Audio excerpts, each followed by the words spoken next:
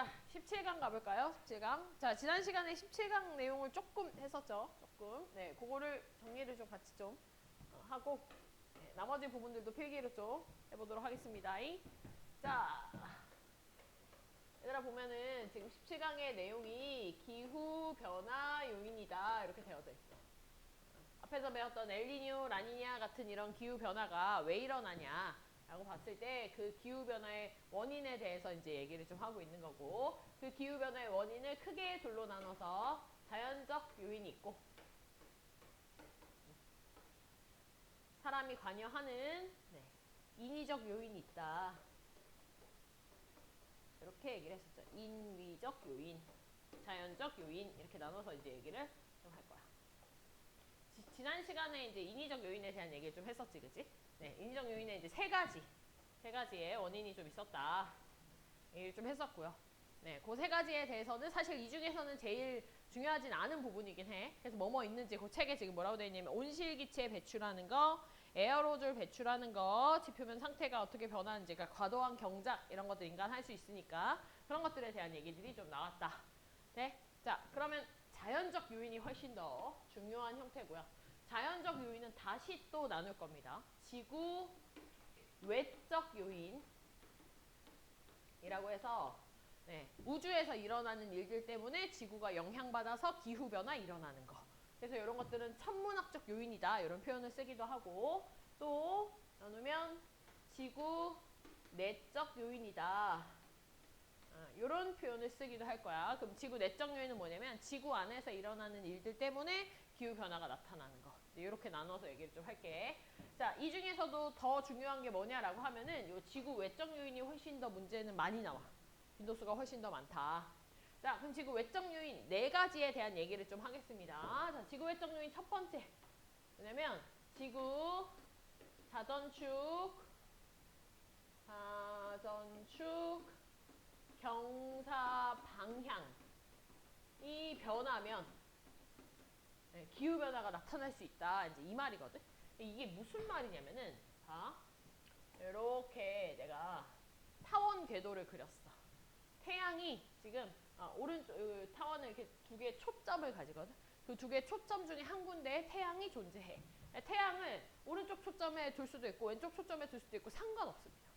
되나요? 대신 내가 책에 혹시 너네 헷갈릴 수 있으니 책에 나오는 대로 할게. 책에서는 오른쪽 부분에다가 태양을 뒀거든. 자, 오른쪽에 태양 둘게.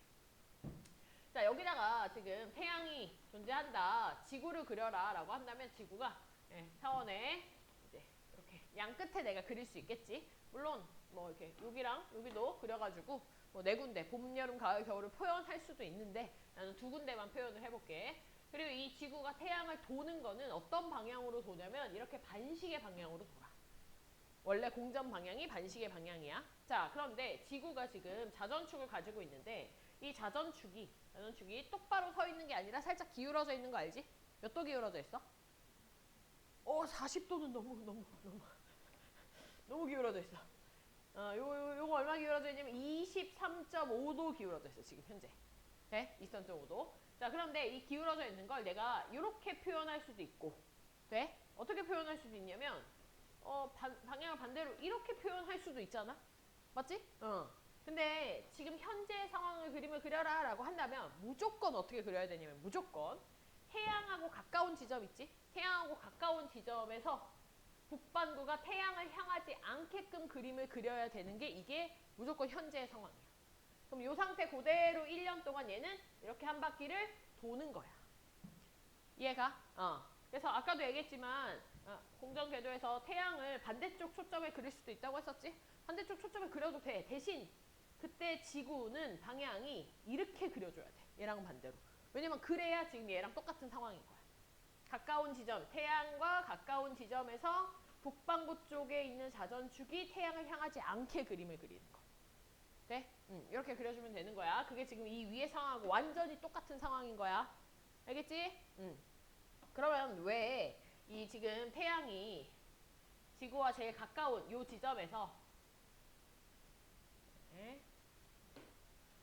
지점에서 이 지점에서 왜 북반구의 축이 태양을 향하지 않냐? 자, 북반구의 축이 태양을 향하지 않는다는 게 이 계절이 어느 계절이라는 걸 얘기하는 거냐면 겨울 계절이라는 걸 얘기를 하는 거야. 지금 이 반대편에서는 북반구의 이 자전축의 한 부분이 북반구의 축이 태양 쪽을 향하지? 그럼 얘는 여름이 되는 거야. 우리가 보통 축이 향하는 태양을 향하는 그 상태가 여름이 되는 거야. 근데 이 지금 태양과 제일 가까운 이 지점을 우리가 뭐라고 부르냐면은 근일점이라고 부를 건데 이 근일점이라고 하는 이 지점에서 현재 북반구는 겨울이야. 이건 뭐 정해져 있는 거야. 뭐 우리가 뭐 어떻게 바꿀 수 있는 게 아니라 현재 그렇다는 거야. 현재. 알겠지? 그래서 이걸 완전 그냥 기본 세팅으로 보는 거야. 근일점에서 북반구는 겨울이구나. 이게 현재의 상황이야. 현재의 상황. 자, 그렇다면 이 태양으로서 먼 지점을 우리는 원일점이라고 할 건데 이 원일점은 북반구에서 무슨 계절이냐라고 하면 무슨 계절이야? 태양을 바라보고 있으니까 여름. 그렇지. 이렇게 되는 거야. 얘가 자, 우리 한 김에 남반구도 한번 챙겨보자. 자, 이 원일점에서 남반구를 봤더니 남반구는 지금 태양을 향하고 있지 않지? 그럼 남반구는 뭐겠어? 그렇지, 겨울이야. 돼? 자, 반대쪽도 보니까 반대쪽 근일점에서의 남반구는 지금 태양을 향하고 있네, 그지? 여름이야. 자, 그럼 요 상황을 한번 생각을 한번 해보자. 근일점에서의 상황을. 자, 지금 북반구는 근일점에서 겨울이야. 야, 겨울은 원래 좀 춥거든. 맞지? 겨울은 원래 추운데 다행스럽게도 햇빛에 가까운 곳에 위치할 때가 겨울이야. 그러니까 저 겨울은 완전 추운 겨울이야? 좀 덜 추운 겨울이야? 덜 추운 겨울이야. 근데 여기 남반구 겨울일 때 한번 볼래? 남반구 겨울일 때. 자, 저 남반구 겨울은 원래 겨울 추운데 태양으로부터도 굉장히 먼 곳에서의 겨울이야. 남반구는. 그럼 남반구는 겨울에 어떻겠어? 우리보다 훨씬 추운 거야. 무슨 말인지 알겠지? 남반구 여름도 한번 볼래? 자, 남반구 여름 보니까 야, 근일점에서 여름이네. 어때? 너무너무 더운 거야. 이해가? 그런 상황이다. 지금 현재가 이렇다라는 거야. 돼? 그러니까 우리는 약간 북반구에 사는 사람들 약간 지금 좀 운 좋은 거 아니야? 약간 운 좋지 않아? 그지? 겨울은 조금 그래도 덜 추운 겨울이고 여름은 그래도 또 멀리 있어가지고 좀 덜 더운 여름인 거야. 남반구에 사는 사람들은? 와, 지금 여름인데 엄청 덥지? 겨울인데 엄청 춥지? 무슨 말인지 알겠어? 그러면 남반구 사람들은 평생 사람들 뭐 평생 이 지구의 역사에 걸쳐 평생 저렇게 살아야 되냐? 그렇지 않아. 자, 얘들아, 이 자전축이 지금 현재는 이렇게 되어져 있는데 이 자전축이 뭐 할 거냐면은 이 자전축 자체가 회전을 해. 돼? 회전을 할 때는 무슨 방향으로 회전을 하냐면 이렇게 시계 방향으로 회전을 할 거거든. 그럼 시계 방향으로 회전을 하게 되면 어떻게 되냐면 얘가 앞쪽으로 이렇게 앞쪽으로 이렇게 꽂히는 이런 이거 지금 입체적으로 보여? 이렇게 앞으로 튀어나와 있는 건데 느껴져? 전혀 안 느껴져. 그러면 지워야지. 그럼 절반 안 해야지. 근데 여기서 반바퀴 내돌릴게 그냥 그러면. 반바퀴 돌리면 어떻게 될 거냐면 이번엔 이렇게 되겠지. 이렇게. 돼? 노란색에서 지금 노란색 이렇게 시계 방향으로 지금 반바퀴 돌아간 상태야. 그 반바퀴 돌아간 애가 다시 또 시계 방향으로 돌아가면 어떻게 되겠어? 이 상태가 되겠지. 이 원래 상태가. 되니? 일단 이 시계 방향으로 돌아가는 이런 운동을 우리가 뭐라고 부르냐면은 세차 운동이라고 해. 세차 운동. 되니? 세차 운동이라고 하는 건 자전축이 회전하는 운동을 세차 운동이라고 한다.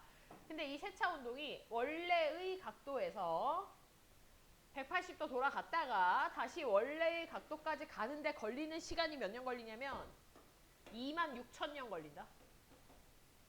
26,000년. 되니? 그러니까 사실 한 바퀴 도는데 26,000년이니까 이 원래의 상태에서 180도 돌아갈 때까지 걸리는 시간은 13,000년 걸린다 그 말이야. 그러니까 우리가 지금 북반구에 사는 사람들은 그래도 여름에는 덜 덥고 겨울에는 덜 춥거든? 그지? 근데 13,000년 후에 북반구 사람들은 어떻겠어? 여름에 무진장 덥고 겨울에 무진장 추운 거야. 반면에 남반구 사람들은 지금 엄청 덥고 지금 엄청 추운데 겨울에 엄청 추운데 13,000년 지나면 그렇지 않다는 거야. 반대가 된다는 거야. 네? 이거는 여기 사는 사람들이 뭘 어떻게 해서가 아니라 자전축이 돌아가는 지구 외 바깥에서 나타나는 이유 때문에 기후변화가 나타나는 거야. 알겠지? 네. 그래서 여기 지구 자전축 경사 방향의 변화라는 말이 사실은 줄여서 쓰면 세차 운동이다. 우리가 이렇게 얘기할 수 있고. 네. 이 세차 운동 때문에 요거의 주기가 26,000년인데 우리가 13,000년이 지나든지 아니면 13,000년 전이었든지 전, 후에 따라서 지금 북반구 같은 경우에는 지금은 여름과 겨울이 그렇게 온도차가 많이 나지 않잖아. 잘 봐. 얘들아. 여름의 평균 기온이 이 정도였고 겨울의 평균 기온이 이 정도였다고 한번 쳐볼게. 근데 13,000년 지나면 북반구는 어떻게 될 거냐면 자, 그림을 그려보면 이렇게 바뀔 거야. 그지? 자전축이 이렇게 바꿀 거기 때문에 북반구 같은 경우에는 근일점에서 여름으로 바뀌고 남반구는 겨울로 바뀌게 되고 그 다음 여기서는 원일점에서는 북반구가 겨울로 바뀌고 남반구가 여름으로 바뀌게 되는 거야.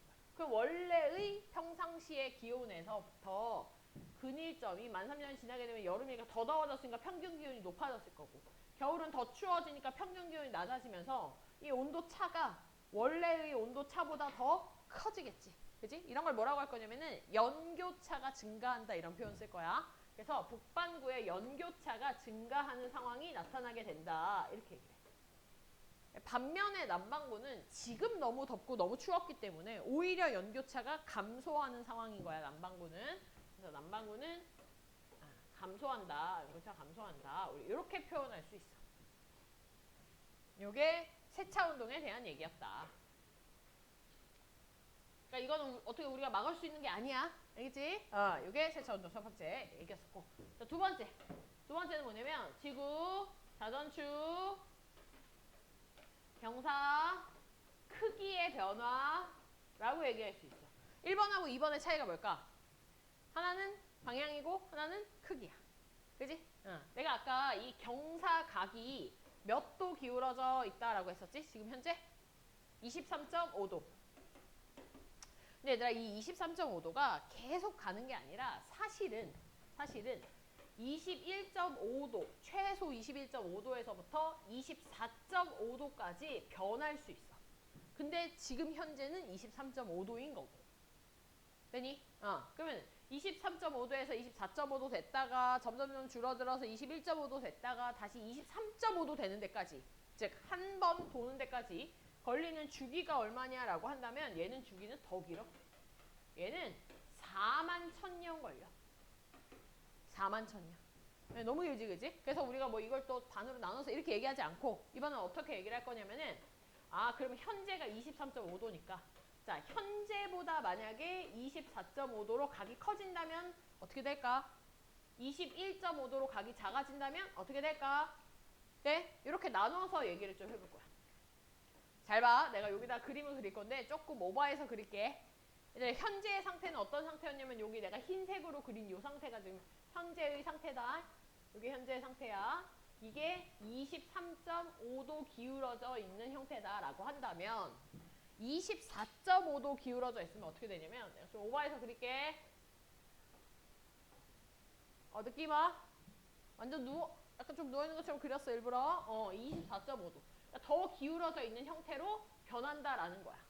그럼 한번 볼게. 북반구는 지금 겨울이야, 겨울. 왜냐면 자전축이 태양을 향하지 않기 때문에. 근데 그 겨울 쪽으로 들어오는 태양빛이 원래 흰색에 비해서 덜 들어오는 거 느껴져? 거의 대부분이 남반구로 들어가는 거 느껴져? 그러니까 북반구는 겨울은 겨울인데 어떤 겨울일 거냐면 더 추운 겨울이 될 거야. 반면에 남반구도 보면은 태양빛이 거의 다 남반구로 들어가기 때문에 더 더운 여름이 될 거야. 언제? 24.5도가 되면. 자, 원일점을 보면 이번엔 원일점 북반구 여름이야. 태양을 향하고 있으니까. 근데 흰 색깔에 비해서 더 태양 쪽으로 기울어져 있기 때문에 더 더운 여름이 될 거고 그다음 남반구는 더 빛을 못 받으니까 더 추운 겨울이 될 거야. 네? 자, 그러면 원래의 흰 색깔에서 24.5도가 됐을 때 북반구, 남반구의 연교차 어떻게 되나 볼게요. 연교차. 잘 봐. 칠판 봐. 칠판 봐. 북반구는 더 추운 겨울에 더 더운 여름이 됐네. 온도 더 높아지고 더 낮아지고 연교차 증가. 남반구도 보면 더 더운 여름에 더 추운 겨울 됐거든. 따라서 이 경우는 얘들아 북반구, 남반구 할 것 없이 다 연교차 증가야. 그럼 그림 안 그려봐도 알 수 있는 게 뭐냐면 21.5도가 되면 북반구, 남반구 다 어떻게 되겠어? 연교차 감소하겠지. 왜니 위에서는 지금 북반구와 남반구의 연교차가 달라지는 게 13,000년 전후 막 이렇게 됐을 때 하나가 증가하면 하나 감소했었거든.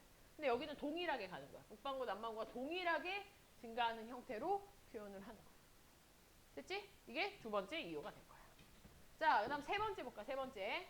세 번째는 지구 공전 궤도의 이심률 변화. 이렇게 얘기를 할 거야. 근데 이 17강 좀 어렵지. 용어가 뭐 좀 많이 나오지, 그지? 이거 좀 어려운 거 맞거든? 근데 이제 이거 잘 들어놓으면 언제 쓰냐면 고1 통합과학 할 때 써. 이거. 고1 통합과학에 이 내용 똑같이 나와. 돼? 여기서 오히려 고1 통합과학에서는 어떤 식으로 나올 거냐면 그냥 요 그림 같은 거 있잖아요. 요 그림 그리는 거. 요런 것들 조금 안 나오고 요런 문장들만 단어들만 나올 거거든. 그래서 사실은 그림 무조건 그려가면서 이해를 해야 돼. 통과 때. 그래서 그때 한 번 더 반복될 거야. 그러니까 지금은 어떻게 생각하냐면 지금은 어떻게 변했을 때 증가다 감소다 이런 거 다 외우는 거 좀 힘드니까 이렇게 잡아. 외적 요인은 지구 자전축 경사 방향의 변화, 즉 세차 운동 때문에 기후 변화 달라질 수 있구나. 기후 변화 나타날 수 있구나. 이렇게. 지구 자전축 경사 크기가 23.5도인데 현재 거기서 각도가 달라지면 지구는 기후가 달라질 수 있겠네. 요 정도. 알겠지? 근데 내가 설명은 다 하긴 할 거야. 한 번은 들어봐. 좀 어려울 수 있지만 좀 집중해서 들어봐. 용어 좀 익숙해져봐. 자, 지구 공전 궤도의 이심률이라는 표현이 있는데 이심률이 뭐냐면 얘들아 찌그러진 정도 뭐 이런 뜻이야. 찌그러진 정도. 그럼 공전 궤도가 찌그러졌다 뭐 이런 뜻이잖아. 맞지? 아까 우리 공전 궤도 내가 무슨 모양으로 그렸어? 타원 모양으로 그렸거든? 그지? 네, 타원은 원에서 찌그러진 형태인 거 맞지? 맞지? 그래서 이 이심률을 가지고 우리가 얘기를 할 때 이심률이 작다 혹은 이심률이 크다 이런 식으로 얘기할 수 있거든. 이심률이 작았다가 커질 수도 있고 컸다가 작아질 수도 있고 이렇게 왔다 갔다 거린다는 거야. 근데 이심률이 작다라는 건 안 찌그러졌다는 얘기니까 저 공전 궤도가 원 궤도라는 얘기고 이심률이 크다라고 하는 거는 찌그러졌다는 얘기니까 타원 궤도다라는 얘기인 거야. 그래서 지금 현재 무슨 궤도라고? 현재 타원 궤도야. 우리는 태양을 타원의 형태로 지금 현재 돌고 있어. 돼? 자, 근데 만약에 그게 현재 타원이니까 만약에 내가 원궤도로 바꿔본다면 그러면 우리 연교차 어떻게 달라지는가 이거 지금 보려고 하는 거야. 됐지? 내가 그림을 밑에다가 다시 한번 그려볼게. 좀 같이 그리면 너무 헷갈려가지고 자, 내가 이쪽에 다시 한번 그려볼게. 자, 우리 지금 현재가 타원이 이제 이렇게 나타날 거야. 타원. 태양 여기 있는 이런 형태로. 태양에 가까운 지점 근일점. 근일점에서 지금 현재 북반구 겨울인 상태로 그림 그려줘야 되니까 이게 지금 딱 현재의 상태다. 이거야. 이건 어떤 상태냐? 현재 이심률이 큰 상태. 타원 궤도니까. 자, 그런데 얘를 내가 이심률이 작은 원궤도로 바꿔본다. 원궤도 어떻게 바꾸냐면 이렇게 바꿔야 돼. 얘들아 원이라고 하는 거는 이제 가운데 태양을 두고 모두 다 똑같은 지점에 있어야 되니까 이걸 중점으로 해서 이렇게 원을 이렇게 그리는 거야. 네? 이렇게. 좀 찌그러진 원이네. 이렇게. 됐어? 그 무슨 말이냐면 근일점이 지구의 위치가 현재보다 더 멀어지고 원일점에서는 지구의 위치가 현재 흰 색깔보다 어때? 더 가까워진 형태야. 자, 그럼 북반구를 기준으로 본다면 북반구는 현재 겨울이고 원일점에서 북반구 현재 여름인 상태인데 노란색으로 바뀌면 북반구가 여름인 건 변하지 않아. 근데 어떻냐면 여름인데 태양이 더 가까워졌네. 그럼 어떤 여름이야? 더 더운 여름이 되는 거야. 자, 겨울도 볼까? 자, 북반구가 지금 현재 원래 위치에서 겨울이었는데 얘가 노란색이 되어도 겨울인 건 변하지 않거든? 근데 더 겨울이 먼 곳에서 겨울이 됐어. 그럼 태양빛이 덜 오겠지, 그지? 그래서 어떤 겨울이 되냐면 더 추운 겨울이 되는 거야. 이해가니? 네. 더 더운 여름, 더 추운 겨울 이렇게 이제 나뉘어지게 된다. 그러면 20률의 변화에서 지금 현재 타원 궤도가 만약에 원궤도가 된다면 즉 20률이 작아진다면 그럼 북반구 연교차 어떻게 되냐 이거 봐야 되겠지. 북반구는 여름은 더 더워졌고 겨울은 더 추워졌으니까 연교차가 증가하는 상황이 되는 거야.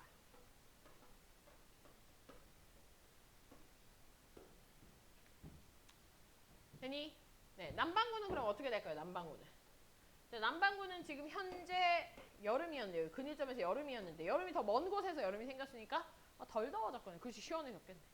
겨울은 훨씬 더 추운 곳에서 더 멀리 있었는데 가까워졌으니까 덜 추운 겨울이 되겠지. 그래서 남반구는요. 연교차가 오히려 줄어든 연교차 감소한 상황이다. 이렇게 얘기할 수 있고 이런 타원 궤도가 원궤도 됐다가 다시 타원 궤도가 되는 데까지 걸리는 시간 즉 이 20률 변화의 주기는요. 훨씬 더 깁니다. 10만 년이에요. 10만 년. 그래서 우리가 이거 얘기할 때 이제 어떻게 얘기하냐면 지구 외적 요인에서 세차 운동은 13,000년 이렇게 딱 절반 해가지고 현재로부터 13,000년 후에 연교차 증가할 거고 북반구 13,000년 전에도 사실은 북반구 연교차 증가했었고 이렇게 얘기할 거고 그 다음에 이제 이 경사각 크기라든지 아니면 20률 크기라든지 이런 것들은 뭐 몇 년 이런 말 쓰진 않고 경사각이 커지면 어떻다, 작아지면 어떻다, 또 20률이 커지면 어떻고 작아지면 어떻다 이런 식으로 표현을 할 거야. 됐지? 이게 이제 세 가지 지구 외적 요인에 대한 얘기였었어. 근데 지구 외적 요인은 네 가지거든, 얘들아. 근데 나 설명할 거 사실 다 설명했어. 왜냐면 요 세 가지가 가장 중요하고 나머지 네 번째는 이거야. 정말 간단하거든. 태양 활동의 변화야. 태양 활동의 변화라고 해서 태양의 활동이 활발하면 더워져. 태양의 활동이 둔해지면 추워져. 끝이야. 네? 근데 이거는 너네가 언제 배웠었냐면 너네 지금 아마 흑점 이런 거 학교에서 배우지 않니? 배웠니? 2학년 때 배웠어?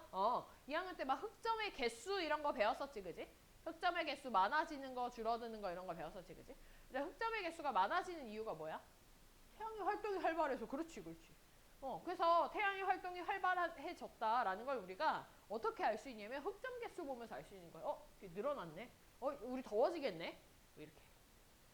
물론 약간의 미미한 정도이긴 하지만 이렇게 막 확 더워졌다, 확 추워지면 이런 건 아니긴 하지만 그래도 지구 외적 요인이라고 볼 수 있다는 거야. 그럼 시험에 저거 내겠니? 난 지금까지 시험에 저 4번 내용이 나온 걸 단 한 번도 본 적이 없다. 고등학교 문제 중에서 단 한 번도 본 적이 없다. 그럼 문제가 뭐가 나오냐? 그래서 1번, 2번, 3번을 돌아가면서 문제를 낼 거야. 알겠지? 네, 요게 외적 요인에 대한 얘기였습니다. 됐나요? 이제 어려운 거 다 끝났어. 내적 요인 남았거든. 내적 요인. 이거는 내가 책 보면서 그냥 바로 할게. 내적 요인은 좀 그래도 쉬워가지고 책 보면서 하면 될 것 같아.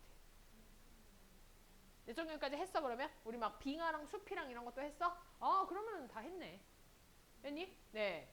자, 책으로 그러면 조금 복습 겸 정리를 하겠습니다. 내적 요인 같은 경우에는 대규모 화산 폭발, 지표면 상태 변화, 수륙 분포에 따라서 달라질 수 있다고 얘기했었고, 그거까지가 이제 지구의 그 안에서 일어나는, 그러니까 자연적으로 일어나는 일들이었고, 그 다음에 이제 아래쪽에 인위적 요인이라고 해서 내가 사람이 얼마나 많이 화석연료를 떼냐에 따라서 온실기체가 많아지면 또 지구의 온도는 증가하게 될 거고, 온실기체 종류 혹시 적어놨나?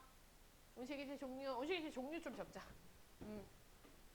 얘들아, 온실기체의 종류 뭐 있냐면요. H2O라고 적고 가로치고 수증기라고 적으세요. 수증기가 온실기체의 예가 되기도 하고, 또 CO2 이산화탄소, CH4 메테인 이런 것들이 이제 온실기체입니다. 그래서 화석연료, 석탄, 석유 같은 거 많이 떼게 되면 그러면 이제 CO2나 CH4나 H2O나 이런 것들이 굉장히 많이 대기 중에 생기면서 지구의 기온이 증가할 수 있다. 얘들아, 에어로졸이라고 하는 건 뭐냐면 에어로졸은 입자의 크기가 크지도 않고 작지도 않은 거. 그러다 보니 태양빛이 막 왔을 때 태양빛은 직진해야 우리가 따뜻하다 뭐 이런 걸 느낄 텐데 에어로졸 같은 입자들이 중간에 있으면은 이 태양빛이 막 이렇게 산란되는 거야. 퍼지는 거야. 그럼 이게 따뜻하다는 느낌이 아니지. 빛이 몰리는 게 아니니까. 돼? 그래서 기온이 달라질 수 있다. 이제 이렇게 얘기를 할 수 있고요.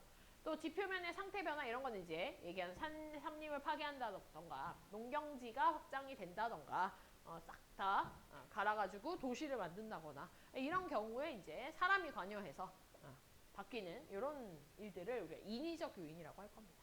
됐나요? 네, 여기까지가 지구 기후 변화의 요인에 대한 얘기였었고 그 다음에 이제 나오는 게 그렇다면 이런 기후 변화의 대표적인 이상기후들이 뭐가 있나에 대한 얘기. 가장 대표적인 지구온난화가 나옵니다. 얘들아, 지구온난화는 나쁜 거야. 알겠지? 지금 우리 지구온난화 너무 느껴지지 않니? 그지? 이게 지구온난화가 이 온난하다라는 게 이제 월밍, 데워진다. 뭐 이렇게 우리가 사용을 했다는데 사실 요새는 워밍이 아니래.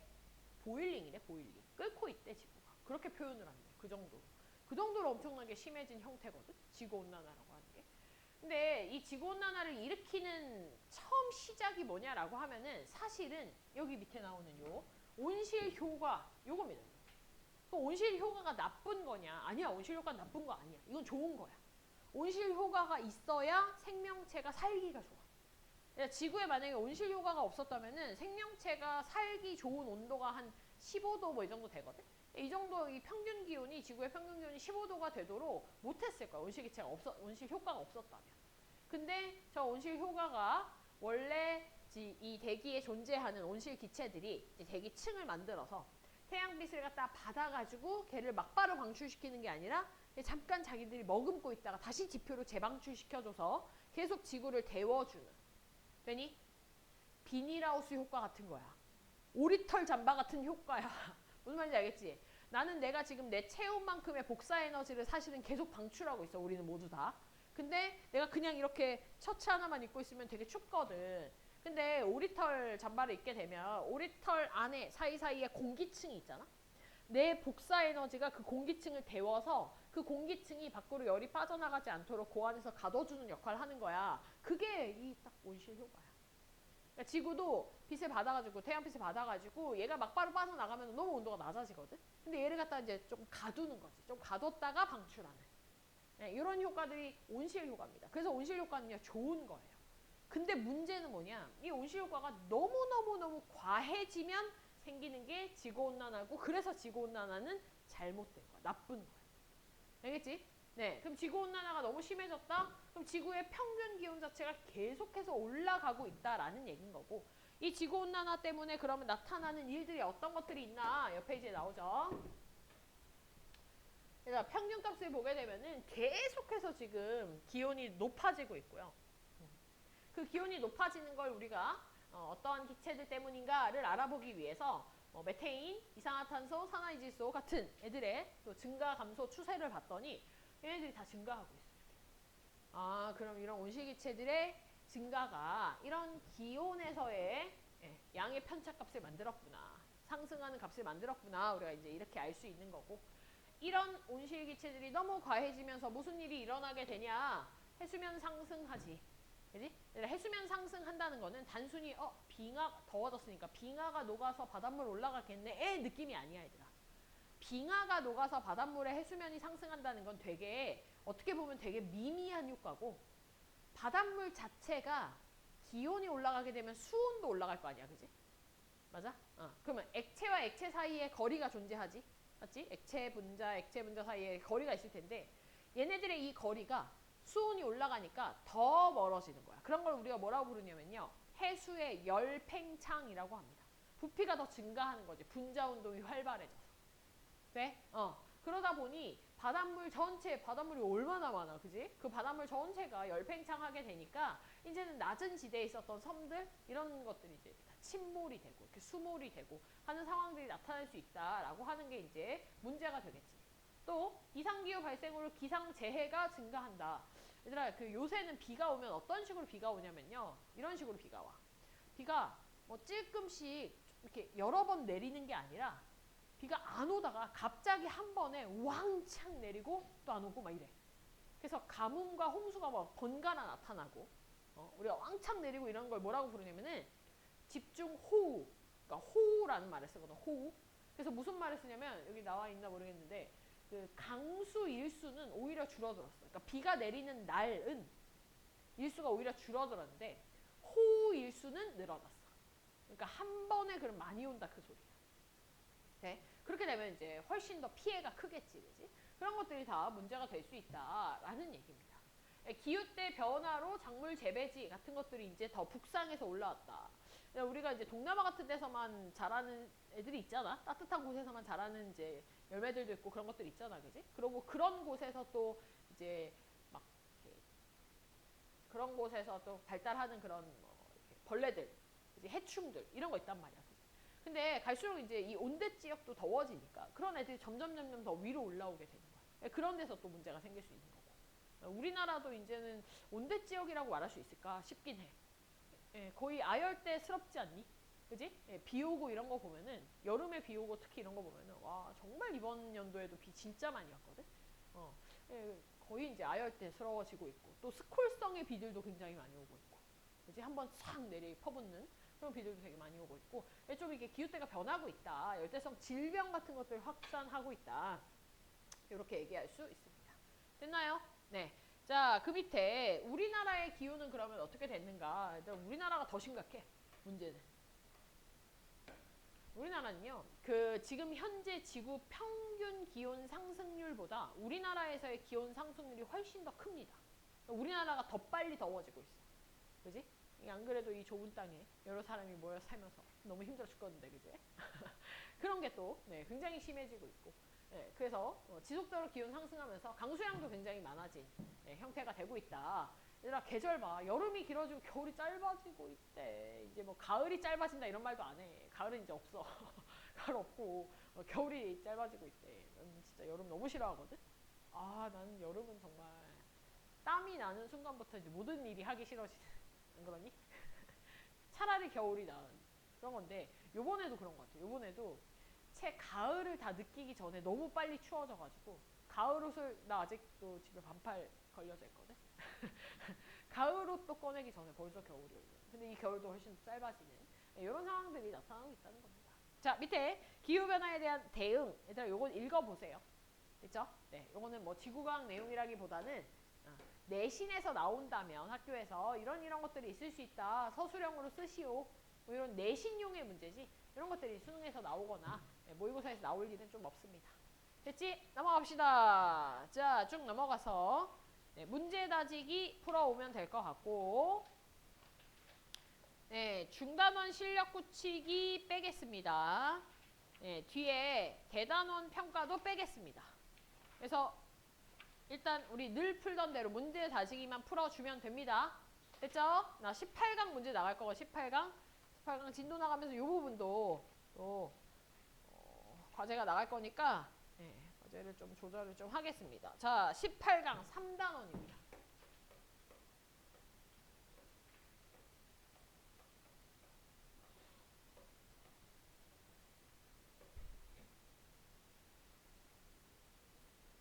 네, 3단원. 3단원 우주. 오구 힘들어. 힘들어. 1분만 쉬어봐, 1분만. 1분만 쉬면서 들어봐. 내가 전체적으로 지구과학 얘기 좀 잠깐 해줄게. 얘들아, 지구과학 내용이 전체 3단원이야. 그래서 1단원 고체 지구에 대해서 배웠고, 2단원 액체 기체 지구. 그래서 해수랑 대기에 대한 얘기를 배웠고, 이제 마지막, 이제 지구 다 배웠으니까 지구 둘러싸고 있는 바깥쪽 배우자. 그래서 3단원 우주에 대한 얘기야.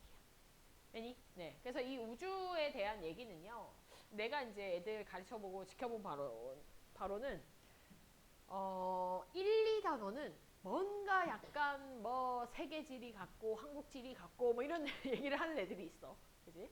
1단원 같은 경우에 특히나 또 그렇고 2단원도 막 이렇게 세계 지도 나오고 막 이런 거 보면서 약간 뭐 과탐인데 약간 사탐스럽고 과탐 뭐 약간 이런 느낌이 있는데 이 3단원 우주부터는요 찐 과탐입니다. 그래서 그 이과 성향을 가진 애들이 거의 뭐 이 3단원 우주가 들어가면은 막 침을 질질 흘리면서 너무 좋다고 재밌어 하는 단원이긴 해. 근데 어려워. 근데 이게 왜 어렵냐면은 너네가 요 파트에 대한 내용들을 갖다가 중3 때 지금 학교에서 아마 나가지 않니? 뭐 외부나 이런 거 들어봤었지, 그지? 그런 내용들이 나오긴 하는데 주된 내용은 사실은 그거 말고 다른 내용들이야. 그러니까 조금 좀 처음 들어본 내용들이 많아. 너네가 이제 들어봤었던 뭐 외부나 겉보기 등급, 절대 등급 이런 거 배워봤었지, 그지? 그런 것들이 이제 또 간간히 나오게 되면서 약간 배운 것 같긴 한데 이 정도로 배웠었나 싶은 생각이 좀 들 거야. 계산도 좀 나올 수 있고요. 뭐 비례식 갖다가 몇 배다 뭐 이런 계산도 좀 나오게 되고 가장 큰 이제 어렵다 하는 이유 중에 하나는 아무래도 새로운 용어가 많이 나오다 보니까 좀 그런 것 같아. 그래서 우리가 지금 이렇게 중3 때 지구과학 1을 하는 이유는 뭐냐면 얘들아 너네 이유는 과탐은 무조건 용어 싸움이거든. 용어를 누가 더 많이 자주 들어봤냐의 싸움인 것 같아 내가 보기에. 그래서 한 번 들어보고 막 이거를 막 고등학교 1학년 때 듣고 심지어 고등학교 2학년 들어가는데 막 겨울방학 때 처음 듣고 이러면 이제 멘붕 오는 거야. 그 학교 가가지고 문제 풀고 하는데 하나도 안 풀고 막 이러는 거야. 근데 중3 때 듣지 고1 때 듣지 고2 들어가면서 또 듣지 하면은 이제 너네가 어떤 생각을 가지냐면은 같은 용어라도 처음 들었을 때랑 세 번째 들었을 때랑은 이 체감되는 난이도가 확 달라져. 근데 사실상 여기 나오는 용어들이 그렇게 어려운 용어가 아니거든? 그지? 너네들 이름 같은 거 있잖아. 그지? 이름을 처음에 들었을 때 그걸 외우는 게 얼마나 어려워. 뭔가 이렇게 연관성이 있는 것도 아니고, 그지? 근데 계속 하다 보면 뭐 그게 뭐 어려워지겠어? 그지? 아니지, 그지? 쉬운 거잖아. 마찬가지야, 이것도. 이것도 처음에 딱 봤을 때는 뭐 용어 이름 되게 많고 막 이러거든? 근데 여러 번 듣다 보면은 그냥 이런 애를 이렇게 부르는구나.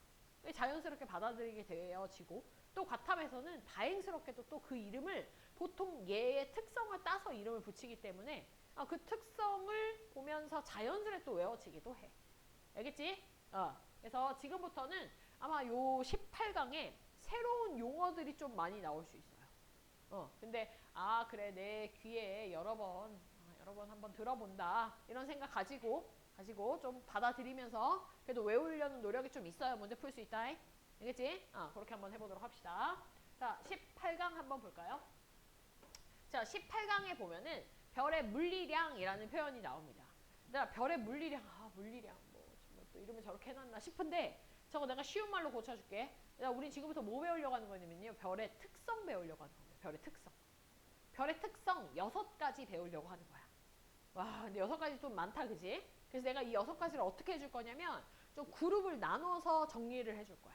첫 번째 그룹에 속하는 특성들 몇 가지, 두 번째 그룹에 속하는 특성들 몇 가지 이렇게 좀 나눠서 구분을 해줄 거거든.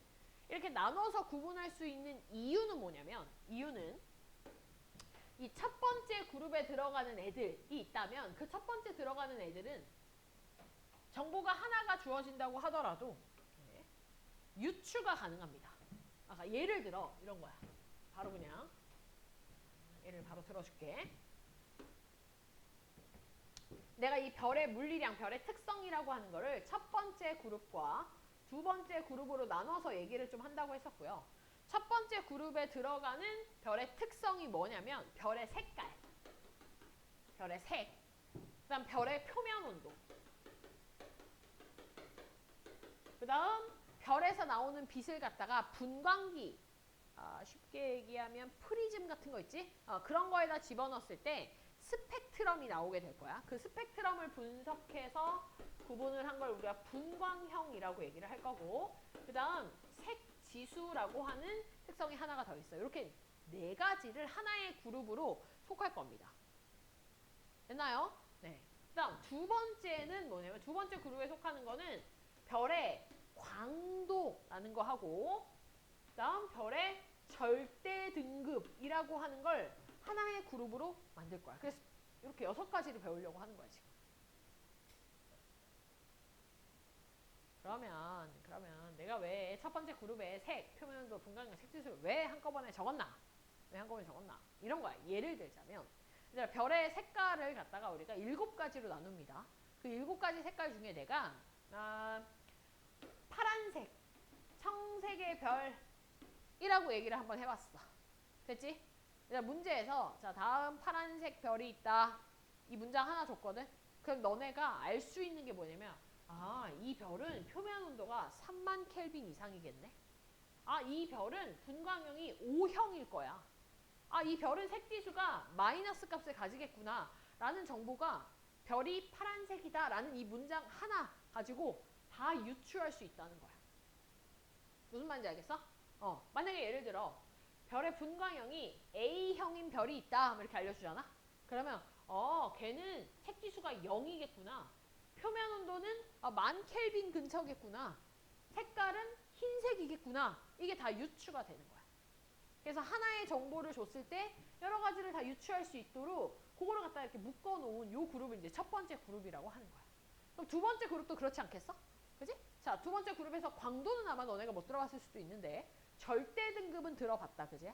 절대 등급이 뭐야? 그렇지. 별의 밝기인데 그 별의 밝기가 어떤 밝기냐면 별의 실제 밝기야. 돼? 그러니까 별이 나한테 가까이 있어서 밝게 보이고 멀리 있어서 어둡게 보이고 이런 밝기 말고 저 별이 방출하는 에너지에 의해서 결정되는 실제 밝기. 그거를 등급으로 나타낸 게 절대 등급이야. 그래서 우리가 별의 등급을 정할 때는 1등급이 밝은 별이야? 3등급이 밝은 별이야? 1등급. 그러니까 숫자가 작을수록 밝은 별이야. 마이너스 1등급이 있고 마이너스 10등급짜리가 있어. 누가 밝어? 마이너스 10등급이 밝은 거야.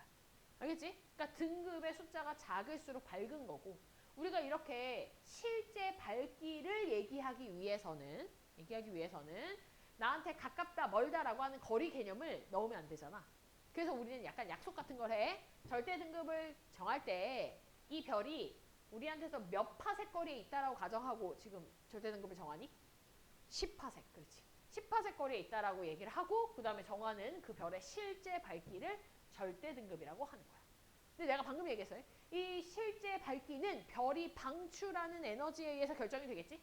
그러니까 방출하는 에너지가 많아. 그럼 별이 어떻게 보여? 밝게 보여. 되니? 얘들아 방금 얘기한 이 별이 방출하는 에너지를 광도라고 하는 거야. 이해가? 그러면 절대 등급의 숫자가 작아. 그 얘기는 광도가 어떻다는 얘기야? 절대 등급의 숫자가 작아. 광도는 커. 그렇지. 커야지. 그치? 절대 등급의 숫자가 작다는 얘기는 밝다는 얘기니까 광도가 커야 된다는 얘기인 거야. 이해가? 근데 내가 여기를 1그룹과 2그룹으로 나눈 건 서로 유추를 할 수 있기 때문이라 했었지? 그럼 잘 들어봐 얘들아. 광도가 되게 큰 별이 있어. 왜? 광도가 되게 큰 별이 있어. 그런 광도가 되게 커서 밝은 걔네는 표면 온도가 높은 애다라고 얘기할 수 있을까? 그게 안 되는 거야. 무슨 말인지 알겠어? 그러니까 얘들은 같은 그룹으로 묶는 게 아니야. 네? 굉장히 밝은 절대 등급이 굉장히 작은 애가 있다. 굉장히 작은 애는 그러면 색깔이 파란색이냐? 이렇게 얘기할 수 없는 거야. 알겠지? 그래서 우리가 이렇게 나눠서 얘기를 좀 하게 될 거고요. 요 그룹을 내가 순차적으로 설명을 한번 해볼 거거든? 우리 한 3분만 쉬었다가 하는 걸로 합시다. 시작해볼까요? 네, 자, 우리가 지금 색, 표면온도, 분광량, 색지수랑 광도 절대 등급에 대한 얘기들을 좀 할 건데, 자, 내가 요거를 필기를 해가면서 정리를 좀 한번 좀 할게. 그냥 한 번에 정리를 좀 할게. 자, 지금 내가 첫 번째 그룹에 대한 얘기들을 좀 하려고 해. 첫 번째 그룹에 해당하는. 아까 뭐뭐 했었냐면, 색이 있었고, 그 다음 표면 온도가 있었고, 그 다음 분광형 얘기를 좀 했었고, 색지수라고 하는 얘기를 좀 했었어. 색지수. 됐지? 자, 우리는 별의 색깔을 갖다 얘기를 할 때, 우리 눈에는 그냥 흰색으로 보이고, 그치? 뭐 이런데, 실제로는 별의 색깔을 우리가 크게 몇 가지로 구분하냐면 7가지로 구분을 합니다. 7가지로. 네. 그래서 어떻게 구분을 하냐. 별의 색깔 청색, 파란색, 그다음 청백색, 그다음 백색, 흰색, 그다음 황백색, 그다음 황색, 여기 노란색이야. 그다음 주황색, 그다음이 빨간색, 적색. 이렇게. 되니? 응. 요거를 갖다가 반드시 순서대로 외워줘야 되거든, 사실.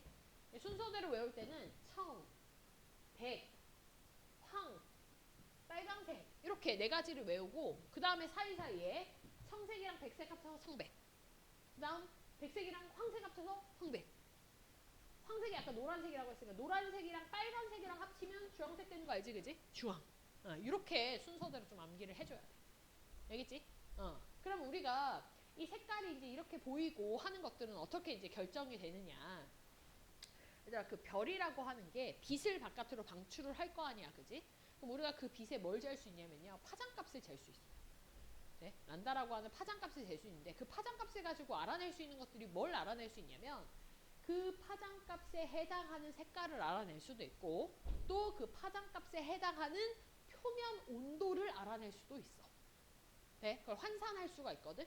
그래서 우리가 이 표면 온도라는 것도 실제 별의 표면 온도를 잰다 이런 느낌이 아니고 그 별이 방출하는 빛 있을 거 아니야. 빛이 파동이니까 그 파동의 파장을 재서 그 파장을 온도로 환산을 한 값이 저 표면 온도가 되는 거야. 되니? 그래서 그 파장과 표면 온도의 관계가 어떻게 되냐라고 한다면 우리가 방출하는 그 파장을 란다. 란다 많이 들어봤지? 들어봤어 이거? 중학교 때 중학교 때 파장 나오지 않아? 파동. 이거 설명을 좀 해야 되나? 너네 P파, S파 이런 건 들어봤지? P파, 그래. 당황스럽다. P파, S파는 지진파 종류인데, 그래. 그러면 종파, 횡파. 종파, 횡파 들어봤어. 다행이다. 종파가 뭐야, 종파가? 종파가 이렇게, 이거요? 아니야. 종파 이거 아닌데? 종파는 파동이 진행하는 방향과 매질이 진동하는 방향이 일치하는 게 종파. 횡파는 파동이 진행하는 방향과 매질이 진동하는 방향이 수직인 거. 그래서 이제 우리가 볼 때는 그 횡파 같은 경우에는 이렇게 찍히는 게 이게 횡파지. 돼? 그래서 종파의 예로는 소리 같은 게 종파. 혹은 지진파의 피파 같은 게 종파. 그다음 횡파는 이제 빛, 이거 횡파. 그래서 이렇게 지진파의 S파 이런 게 이제 횡파. 이렇게 이제 얘기를 하는 거거든. 자, 빛이 횡파니까 이런 파동을 가지면서 이렇게 쫙 이렇게 올 거란 말이야. 그랬을 때 우리가 가장 높은 곳에서부터 반복되는데 요 길이, 요거를 우리가 이제 파장이라고 불러. 파동의 길이 해서 파장 이렇게 얘기해요. 파장. 그 파장을 우리는 시옷자 거꾸로 이렇게 란다라고 씁니다. 란다. 돼? 란다.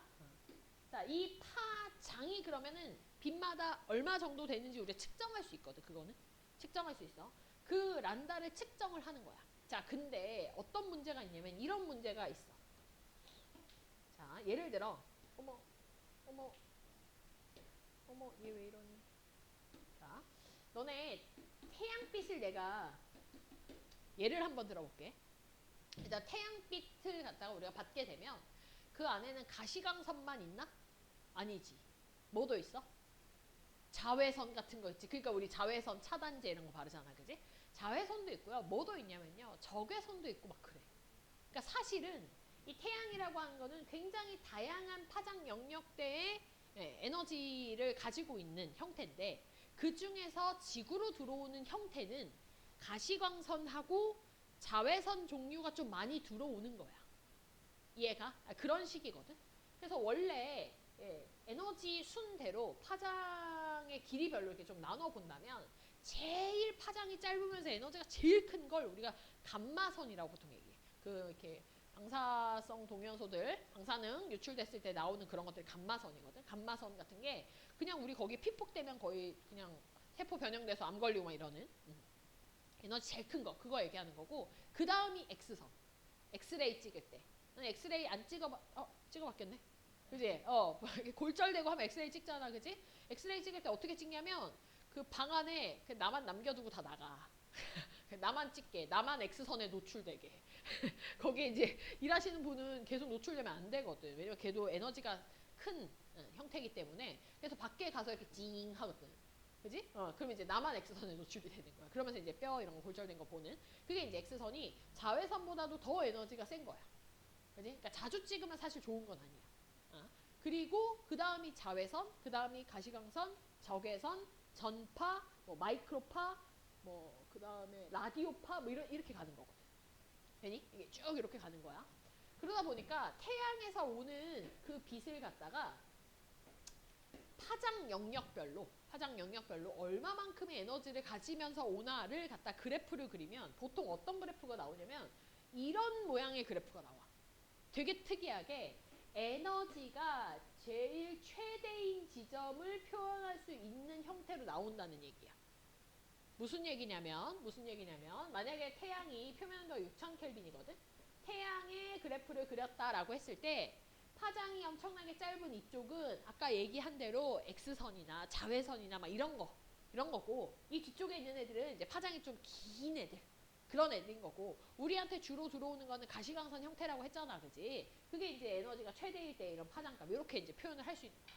그러면 너무 다양한 파장들이 있으니까 우리가 이걸 다 생각할 수 없거든.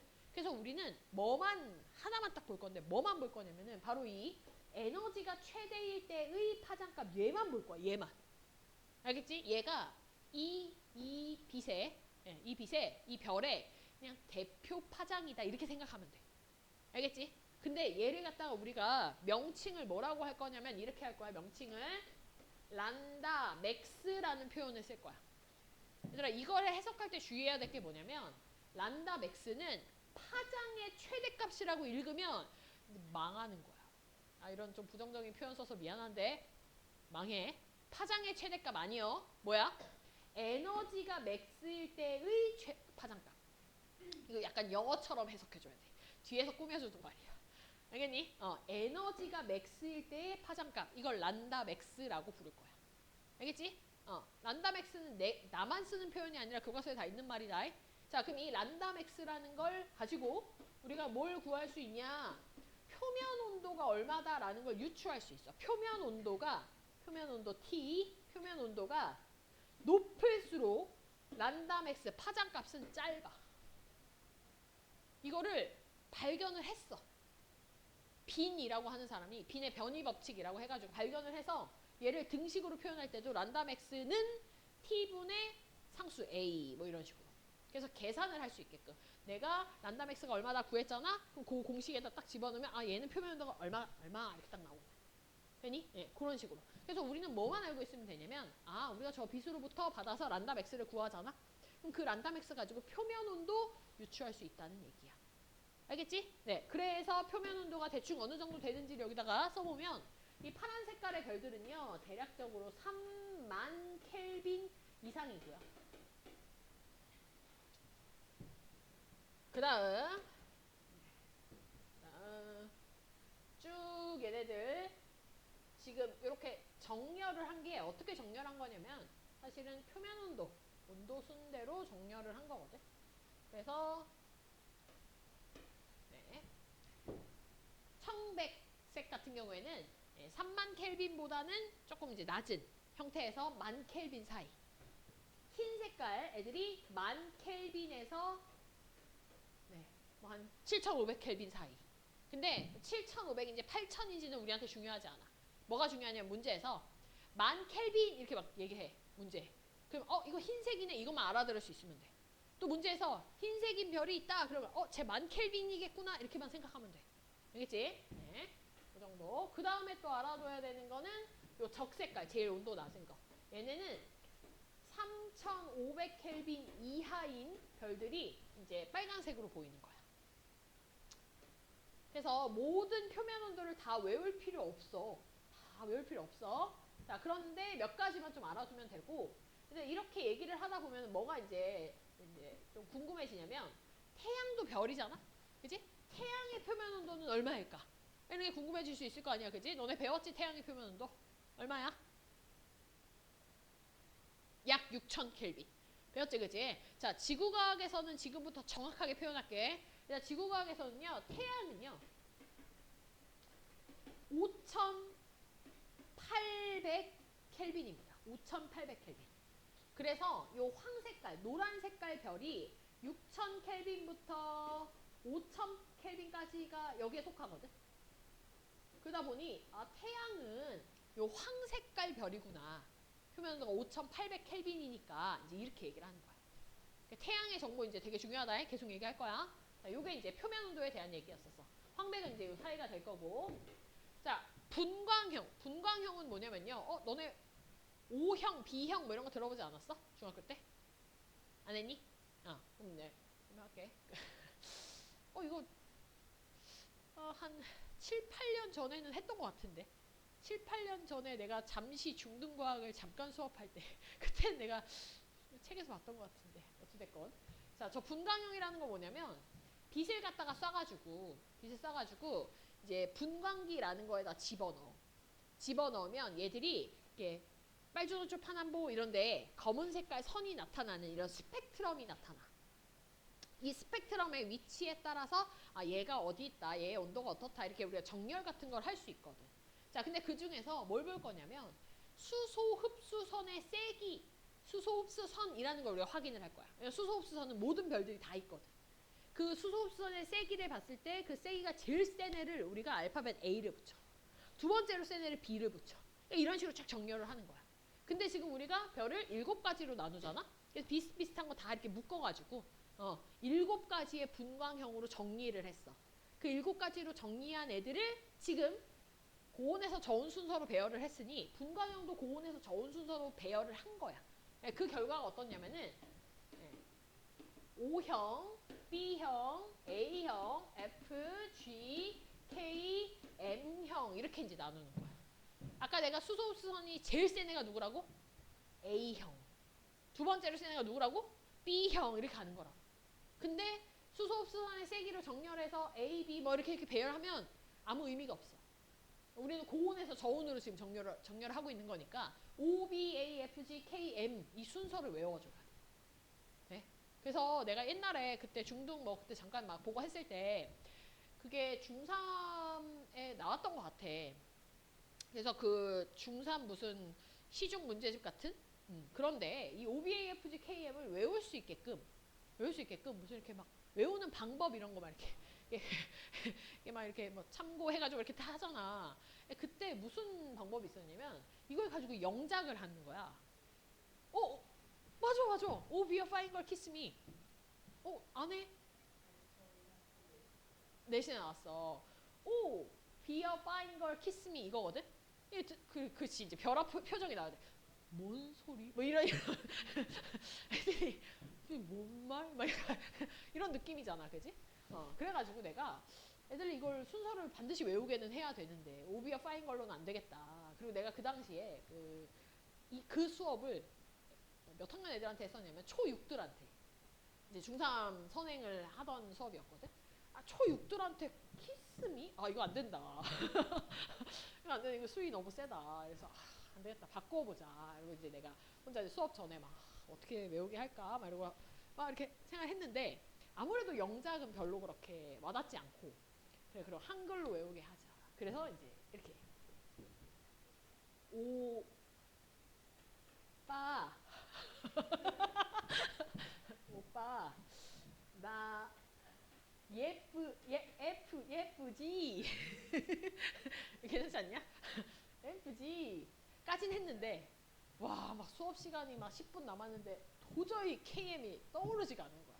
머릿속에 이미 키스미가 박혔어. 너무 안 떠오르는 거야. 그래서 어떻게 했냐면 오빠 예쁘지? 그냥 키스미. 초6들한테 그냥 키스미. 그거 가르쳤어.